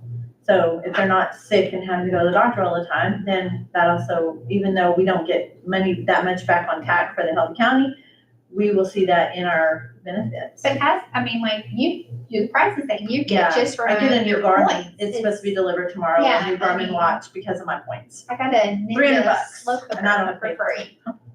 And we got a walking pad, Yeah, right? my And, walking pad in my office was $300 I didn't have to pay for it. And that's just keeping. Just track from of walking Yes. every day and wearing my watch. Doing some of the assessments on. Yeah. Yes. But we talked about doing, everybody that shows up gets a gift card. And that is funds from TAC. Yes, it's not, yeah. Any Maybe dollars. like a Sonic gift card or a HTO gift card, or, just a little $5 whatever gift card so that they get something. Right. And then there's an incentive to go and go see what is set up there. If we get Coggle there, we're hoping that we can get, their wellness done, their blood tests and all of that, which, some people don't want to go to the doctor to do that. And we discussed, making it a mandatory, but we want to see if we can use the carrot instead of the stick. Yes. This summer. When is this and where is this? It's November the 7th and it's gonna be at the Armory. And it's for all the county employees. Yes. That's not cigarettes on my house. That's not what? Cigarettes. Well, we're trying to not make them do that. But you know what, We our have some insurance cessations. our insurance offers like a plan to stop smoking and stuff, and it's free. Those are, Anything further? no, they're not gonna. So that's in the works, and I think Mrs. is doing a great job with that. She put together the committee, and there were some great ideas that came out of that committee. All right, Texas Indigent Defense Grant Resolution. We do this every year.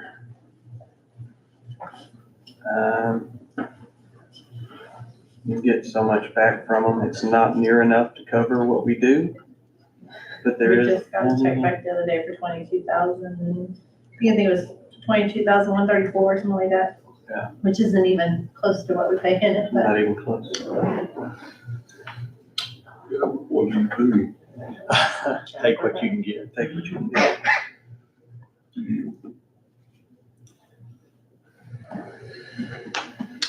But we still need to do it, so we could do it.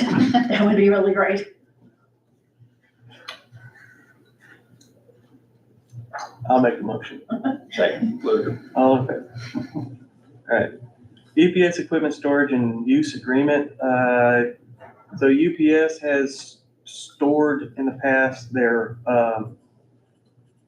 containers at the park at 2 different locations, one next to the barn and one over at Moffett. This year, they're requiring a use agreement. Filled it out, ready for y'all's approval on this. are willing to do this for UPS. Do you see anything in there that's any No. consequence to the county? It's helpful, I would think. Yeah, no, and, I've had Mike look at it and he didn't have any issues with it. Judge, I make a motion that we accept the UPS agreement as stated. Second. All in favor? Okay, this one's gonna be fun. Comptroller discuss and consider overpayment from comptroller's office and repayment options. That's not the first time. So if you remember, they said was it the first of the year? It was in February. Yeah. They said they overpaid us. And then found out, no, they didn't. And now they're saying, yes, they did. We didn't receive any payment in February. In March, we received a double payment, but now we have a letter saying that they overpaid us. But in the letter, it does state that apparently another business within Scurry County, who also, I guess, operates in multiple counties, they paid to the Texas Comptroller another county's portion for Scurry County, and they allocated it to us, but it wasn't supposed to be ours. So we have options to repay it, and Dan has a letter. Yeah, and full reimbursement by one-time ACH deposit or check, and the total amount is $464,417.37. By the way, they tell us this, we don't have a choice in this, this is, they say we're paid, they send us money, and then they take away money. So, I mean, we have no choice in this whatsoever. The only choice we have is how we want to pay it back. Right. Will they take it out of our future? Yes, that's an option. Yeah, Yes. apply all monthly collections to the overpayment amount until the amount has been repaid, or enter into a 42-month payback agreement where a monthly deduction of $11,057 will be deducted for 41 months with a final deduction of $11,080.37. Take it out of future payments. When I first started, that we were in the ending section of a repayment back. I don't know the details about that, but I know it was Tricia and Melda, and there was an overpayment, but it was over $1 million that they had overpaid. Terrible. And, yeah, so, now we have received year-to-date $2,470,839 in our sales and use tax, which is only $329,161 from being the budgeted amount that we budgeted 2.8. We received $239,196.67 Friday for the September's taxes. So We're really close to. yeah, 2.8. so it's, I mean, I don't know what y'all want to do, because do we want to pay it out for 42 months, $11,000? The longer we keep their money, the more interest we make. Yep. So. Take it out of future payments. Absolutely. Second, The 42 months? No, just the future payment. future payments. I mean, the 42 months, I mean, then are they gonna charge us interest? And I don't, So it's full reimbursement by one-time ACH, that's a no. Apply all monthly collections to the overpaid amount until the amount has been repaid. That's what you want to do, and not the 42-month payback. Is the 42 months plus, do they charge you? I don't know, it's not, he has the letter, I'm not sure if it They shows. don't charge interest, the longer the better. We receive your response or 2 months after the date of this letter. If we do not receive a response, additionally, future significant audit payments or one-time payments may be applied toward the repayment amount to reduce the length of the payback, and notification of those applications will be sent as they occur. If you choose option one, payback amount should be adjusted by the 2% service fee. That does not, and then it doesn't say anything about option 2 or 3 and interest or anything like that. If they're not charging us interest, then I'd say we go out as far as possible. Or take it out of future payments. Well, if you take it out of future payments, you're gonna pay it back a lot quicker. And so you're losing interest money that you're making on it right now. Sales tax money? I'm talking about, you've got that in an account that's drawing interest. That money Bank. that came from, right? No, it West Texas State Bank, it does get interest, it's just not. It's not setting in, I mean, it's not in one of the other, like, No, Expo that or- money comes straight in and it goes for operating and Yeah. stuff. It doesn't, it's not money that we've transferred to Texas Class or Texable. Okay. So it's, because it's in the regular budget amounts that we budget out that for the entire year. You don't know how much interest that we make at the bank with it just being in that account at offhand. Well, right now, it depends on our balance in the account, Yeah. because right But now, I we're mean, getting what- closer to the end of the year, our balance is lower until into this month, and then it'll go up because of people paying property taxes, but Our interest rates right now are about 4.75. At the bank Yeah, or roughly. in the checking account? Yes, Well, that's, but we are in an election year and it's the end of the year, so yeah, they're dropping. $400,000, it's a lot Yeah. of money. I mean, 4%, because it was making 0.001 or 2 back a year ago. How much Yeah. you say we get this past month? 239, 196. So it could be paid in 2 And months. that's the lowest, well, we got, 230 in May, but other than that, I mean, it's about, I would say 230,000. We apply all monthly collections to the overpaid amount to the amount that's been repaid, potentially 2 months, and it's done, the end of the But year. that would be the November and December, and we wouldn't meet our budgeted 2.8. You're getting your $16,000 a year with using their money, if it's 4% interest. Of course, interest rates are going down, so whatever. I'm not completely understanding on the 42-month payback. Okay, yeah, it's a monthly deduction of 11,000. Yeah, they will automatically take it out before they send it to us, so there's nothing for us to do. And then when it's over, they'll send a letter saying that we've completed repayment. That is what they did in the past with that over 1 million, And we're still was getting, the payout. we're still getting money? And I don't think there is a penalty or, interest on it. I think it's just a straight, because it's their mistake, it's not ours. Right. If we wouldn't respond, then there's a penalty for non-responding. Yeah. But, I don't think there's penalty or interest. It is their mistake, it's not ours. We're still gonna get revenue coming in. So if we did the 11,000, then even when sales tax starts to go down, because it's about, I mean, we're getting into that time that things are gonna start looking a little bit grim for a little bit, potentially, prayerfully not. But It's usually prayerfully not. So, it might be easier to go with the 11,000 than the, I make a motion that we use the 42 months. Okay.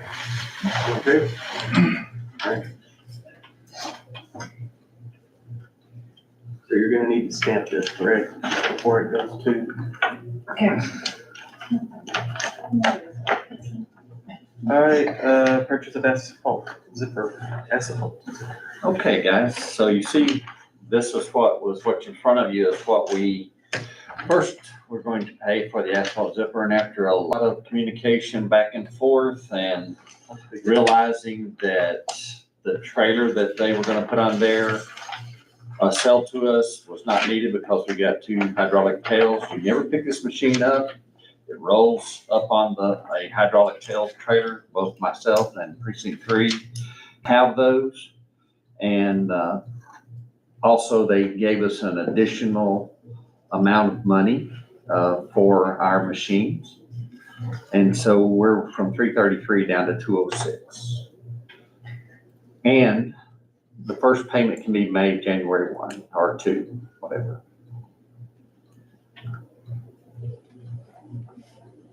So that's 130,000 difference than when we started. Didn't we just pay $1,700 to get one person? We did. It's the oldest one.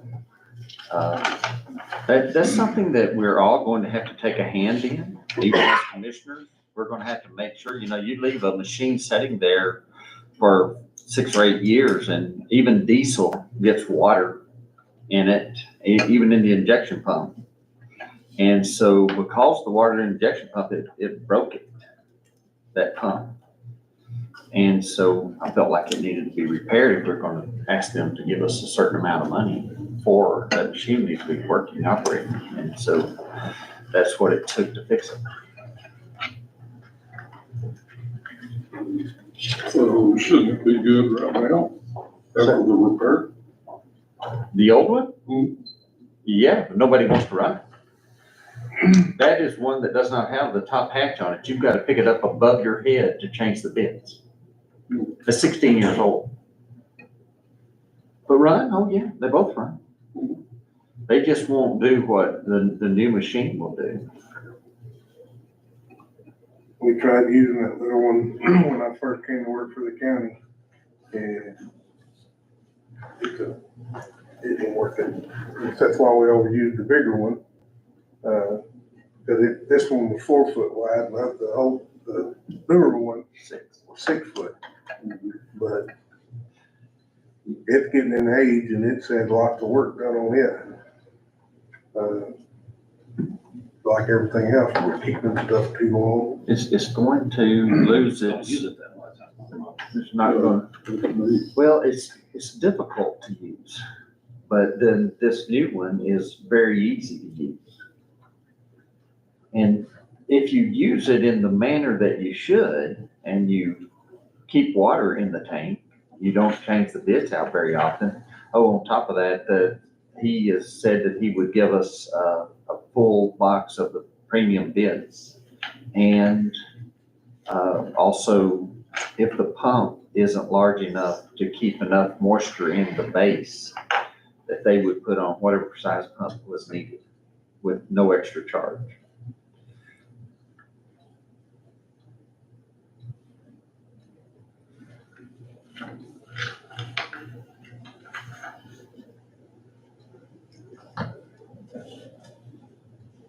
It's up to y'all.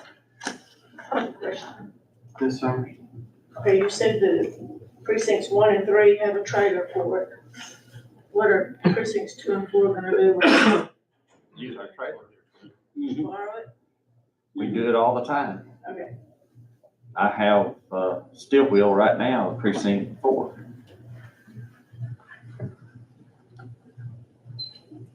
It's all county equipment. I understand that. There's different precincts. I was just asking. Yeah. You did mention that 1 and 3 have trailers, so I was just wondering about. Well, that's what I was saying is that we have 2 trailers in the county, why do we want to buy another one? And ours is truck pulled and truck tractor pulled, and this one was a pintle.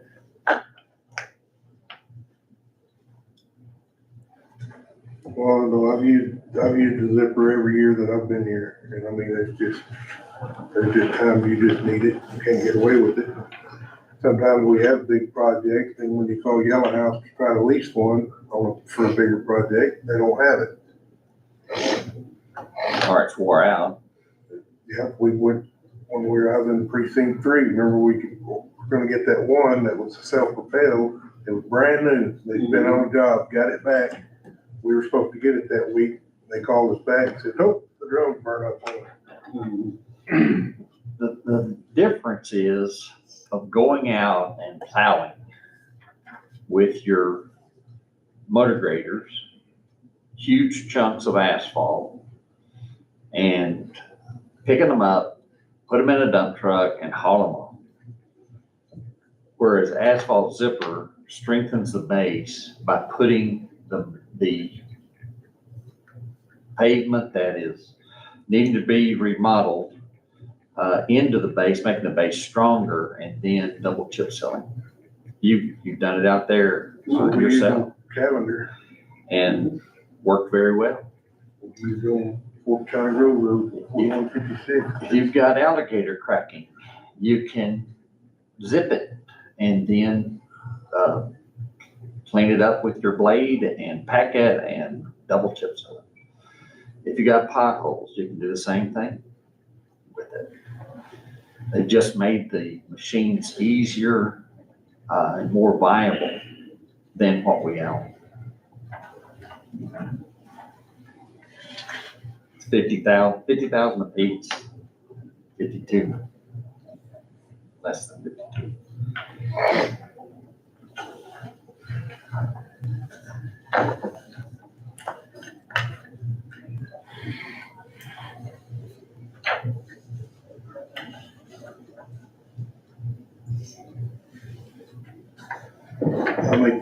we get it. Don't know where this money went. It can come out of your 3304 for next year. This is for $50,000 out of your budget. It'll be for, we can pay for it next year. Yeah. We can set it up for 3 to 5 year payments if we want to. It's just whatever the court wants to do. Anybody want to second? I'll second the motion.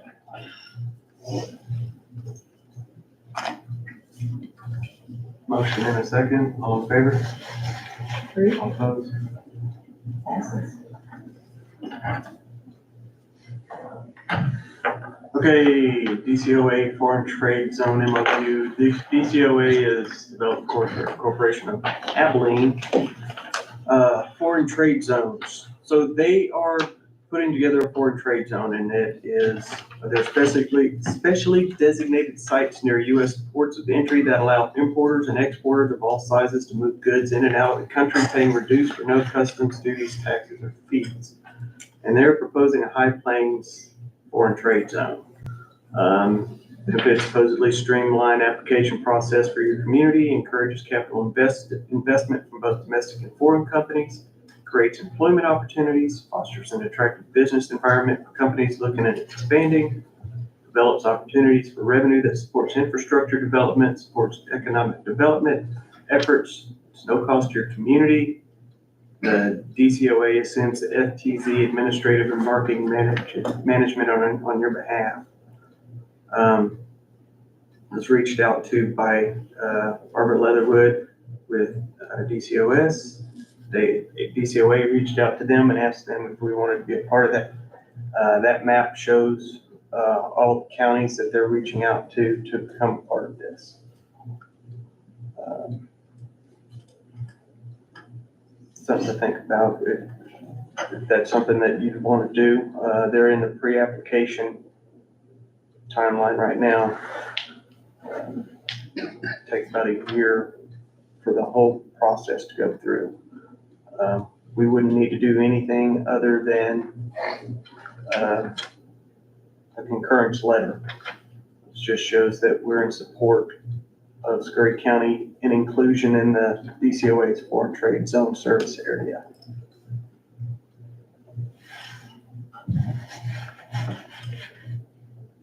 Barbara wasn't able to be here today. Is DCOS stating that they're interested in, think this is something that's good for our community? Yes.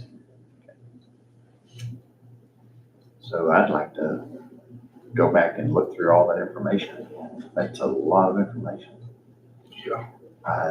I'm for anything that will help our community grow, because it's, as you know, I-30, everything east of I-35 is growing and everything west is getting smaller. Mm-hmm. And so we need to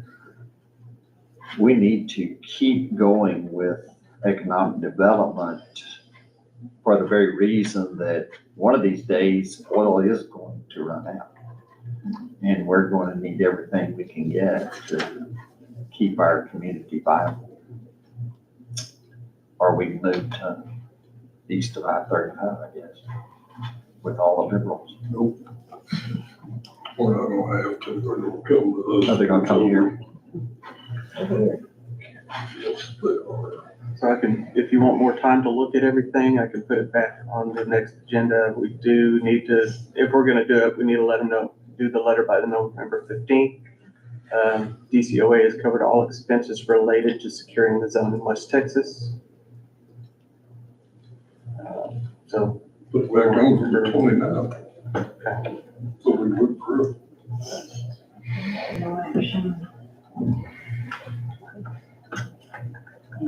Just to go back to the zipper, I just need to know how to go forward. Do you guys want to do this out of your 3304 account in January? Or do you want to do it on a 5-year note or 3-year note or?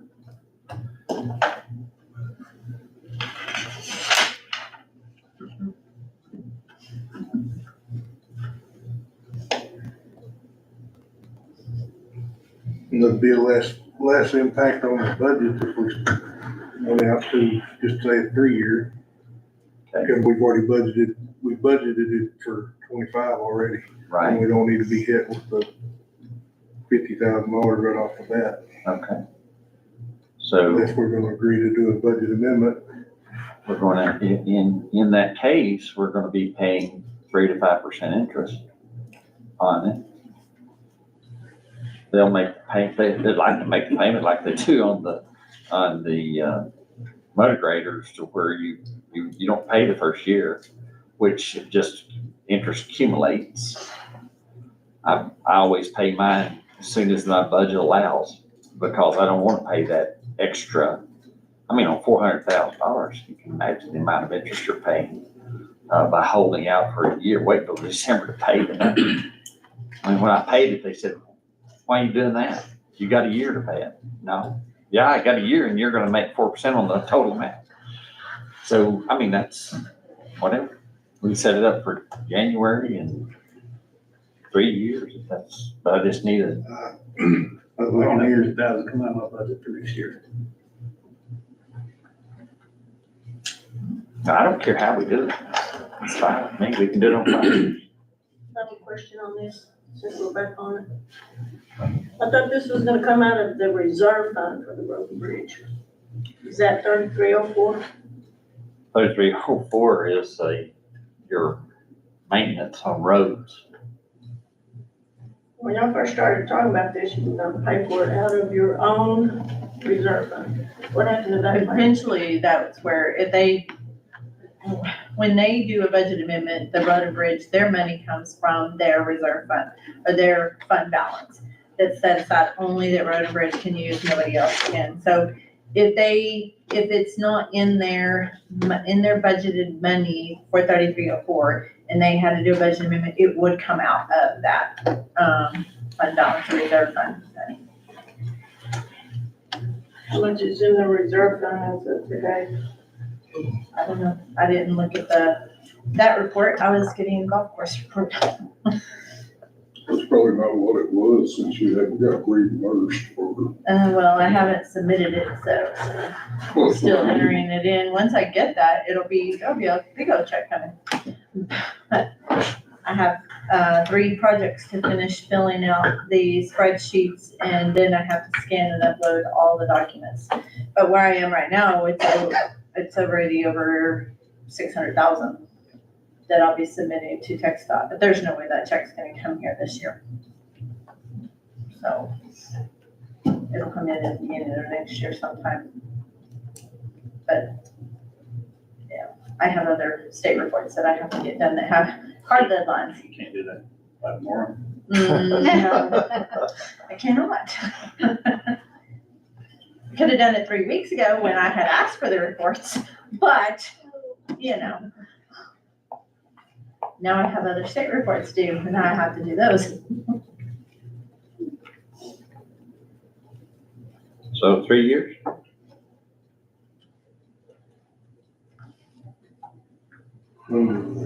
Okay, I'll get it set up. Okay, sale of or accept bids on Old Jail. Just put, discuss possible sale or acceptance of bids for Old Jail and timeline thereof. So, Chamber came to me and said that they had someone interested in buying the Old Jail, the one on 25th Street. Isn't that one a historical building?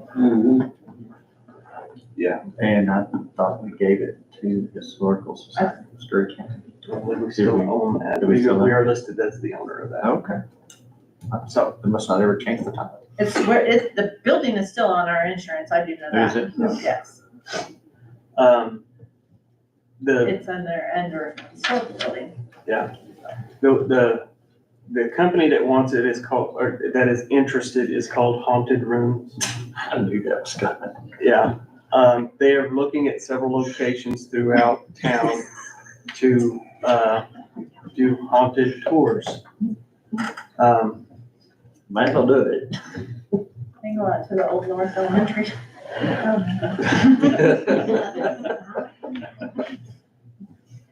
If it's still standing Well, I guess on first thing we need to do is go back and see if it was donated to the historical commission.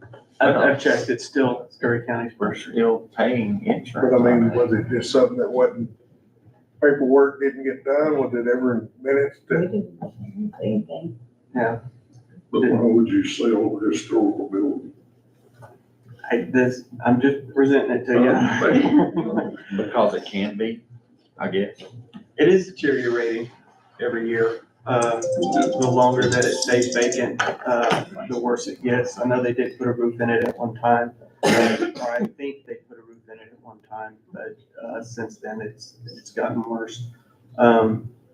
So is that something that we intend to redo? This company says that they would go in there and bring it back to more of an original state. If they purchased it, they would be paying for all of that work to be done. They would just purchase it from us, but I don't know I believe you can sell a historic building. I don't know why you couldn't. I just know it's historical. So, but if we did that, it would have to go through the bid process. It's not designated by the Historical Society. It's got Texas has a it's got a plaque on it. Does it have a plaque? Yeah, it has a historical marker on it. Is so- Okay, I haven't. But I don't know if it's historical commission set up as a historic building that way, or if it just has a historic plaque. Trey, you need some more room? I'm good. Just checking. What? I mean, we'd have to go out for bid. Right? Yeah. Couldn't sell it outright to them. And they said they would go through that process. Which could bring somebody else in that wants to purchase it too. Have they give you any indication of the value that they think it's worth? No. They just wants to go out for bid. Yeah.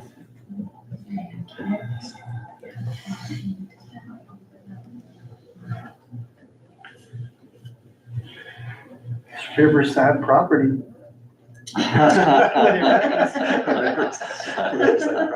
What? Waterfront. It's got up to it before. At times. That would be Creek's Bridge. Oh, I'd like to think about that one. I mean, you go out for bids, just see what it is, And we don't have to take the bid. but nothing doing it except it go. I think we go out for bid and see what it'll bring. It's just costing the taxpayer money every year for insurance. You know, it's not gonna upkeep. I mean, we're not doing anything to it other than what's been done to it by the Scurry County Historical guy. And they haven't done anything in long years. That's right. It's been a while. Would put it back on the tax rolls. It would potentially bring people into Scurry County for tourism. Yeah, people love that If they stuff. won that thing, if they won the bid. Okay, I'll make a motion that we go out for bids to sell the old Scurry County Jail. When you got the bids back. Let's give them the 29, and now let's do the first, The fifth, though, you want it back before the fifth? the 5th, yeah. Did I give them time? You second it? Yeah. All in favor? Get him, get it sometime. Approval of treasurer's monthly report for September and personnel report and quarterly investment. Do them all. On our investment report, we had a meeting this afternoon with, Sam Vaughn, just to kind of see, what's available to us since our interest rates are dropping. It's an election year. I mean, so we're gonna talk and try to figure out how we can improve. So I'll let y'all know. Later in there, and then keep Smith on the rate. Yes. there's a lot going on, so we wanna make sure. But borrowed money hasn't went down much. Well, Not yet. Quarter of a percent. Yeah.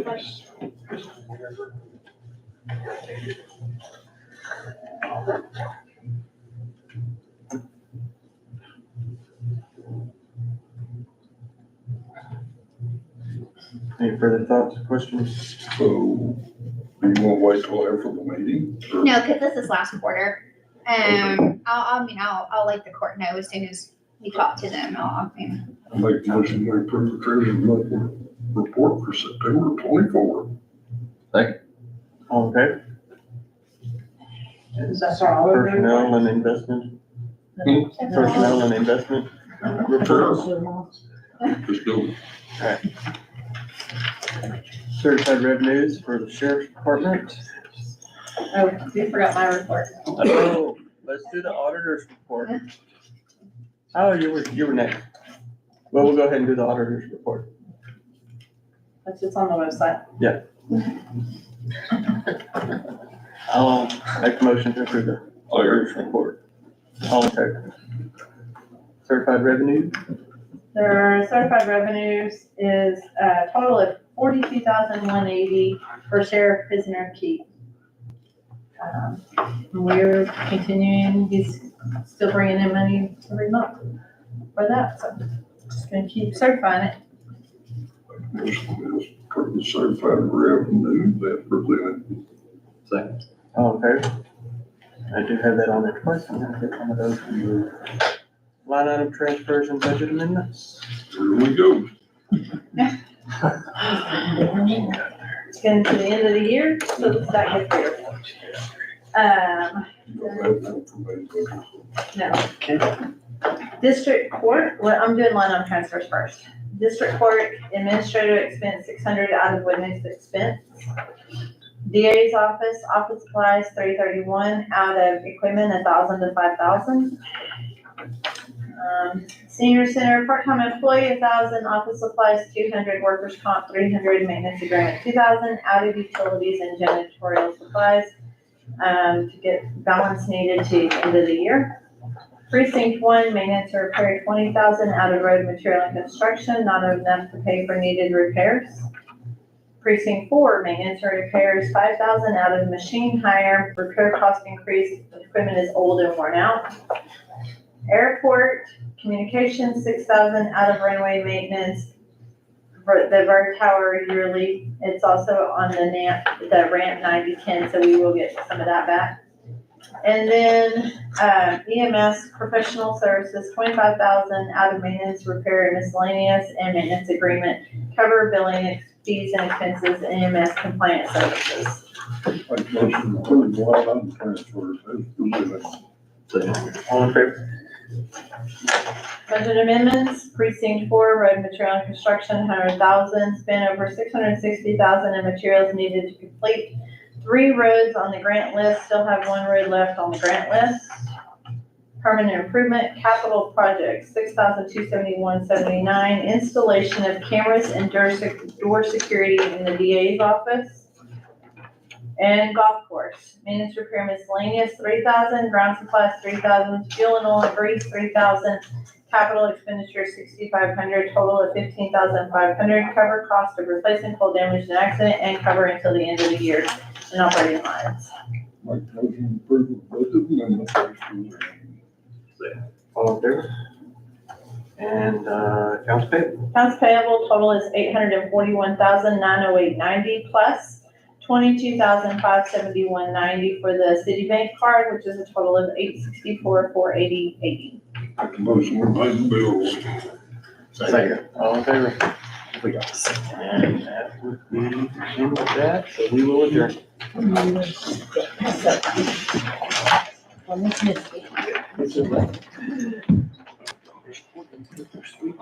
Right.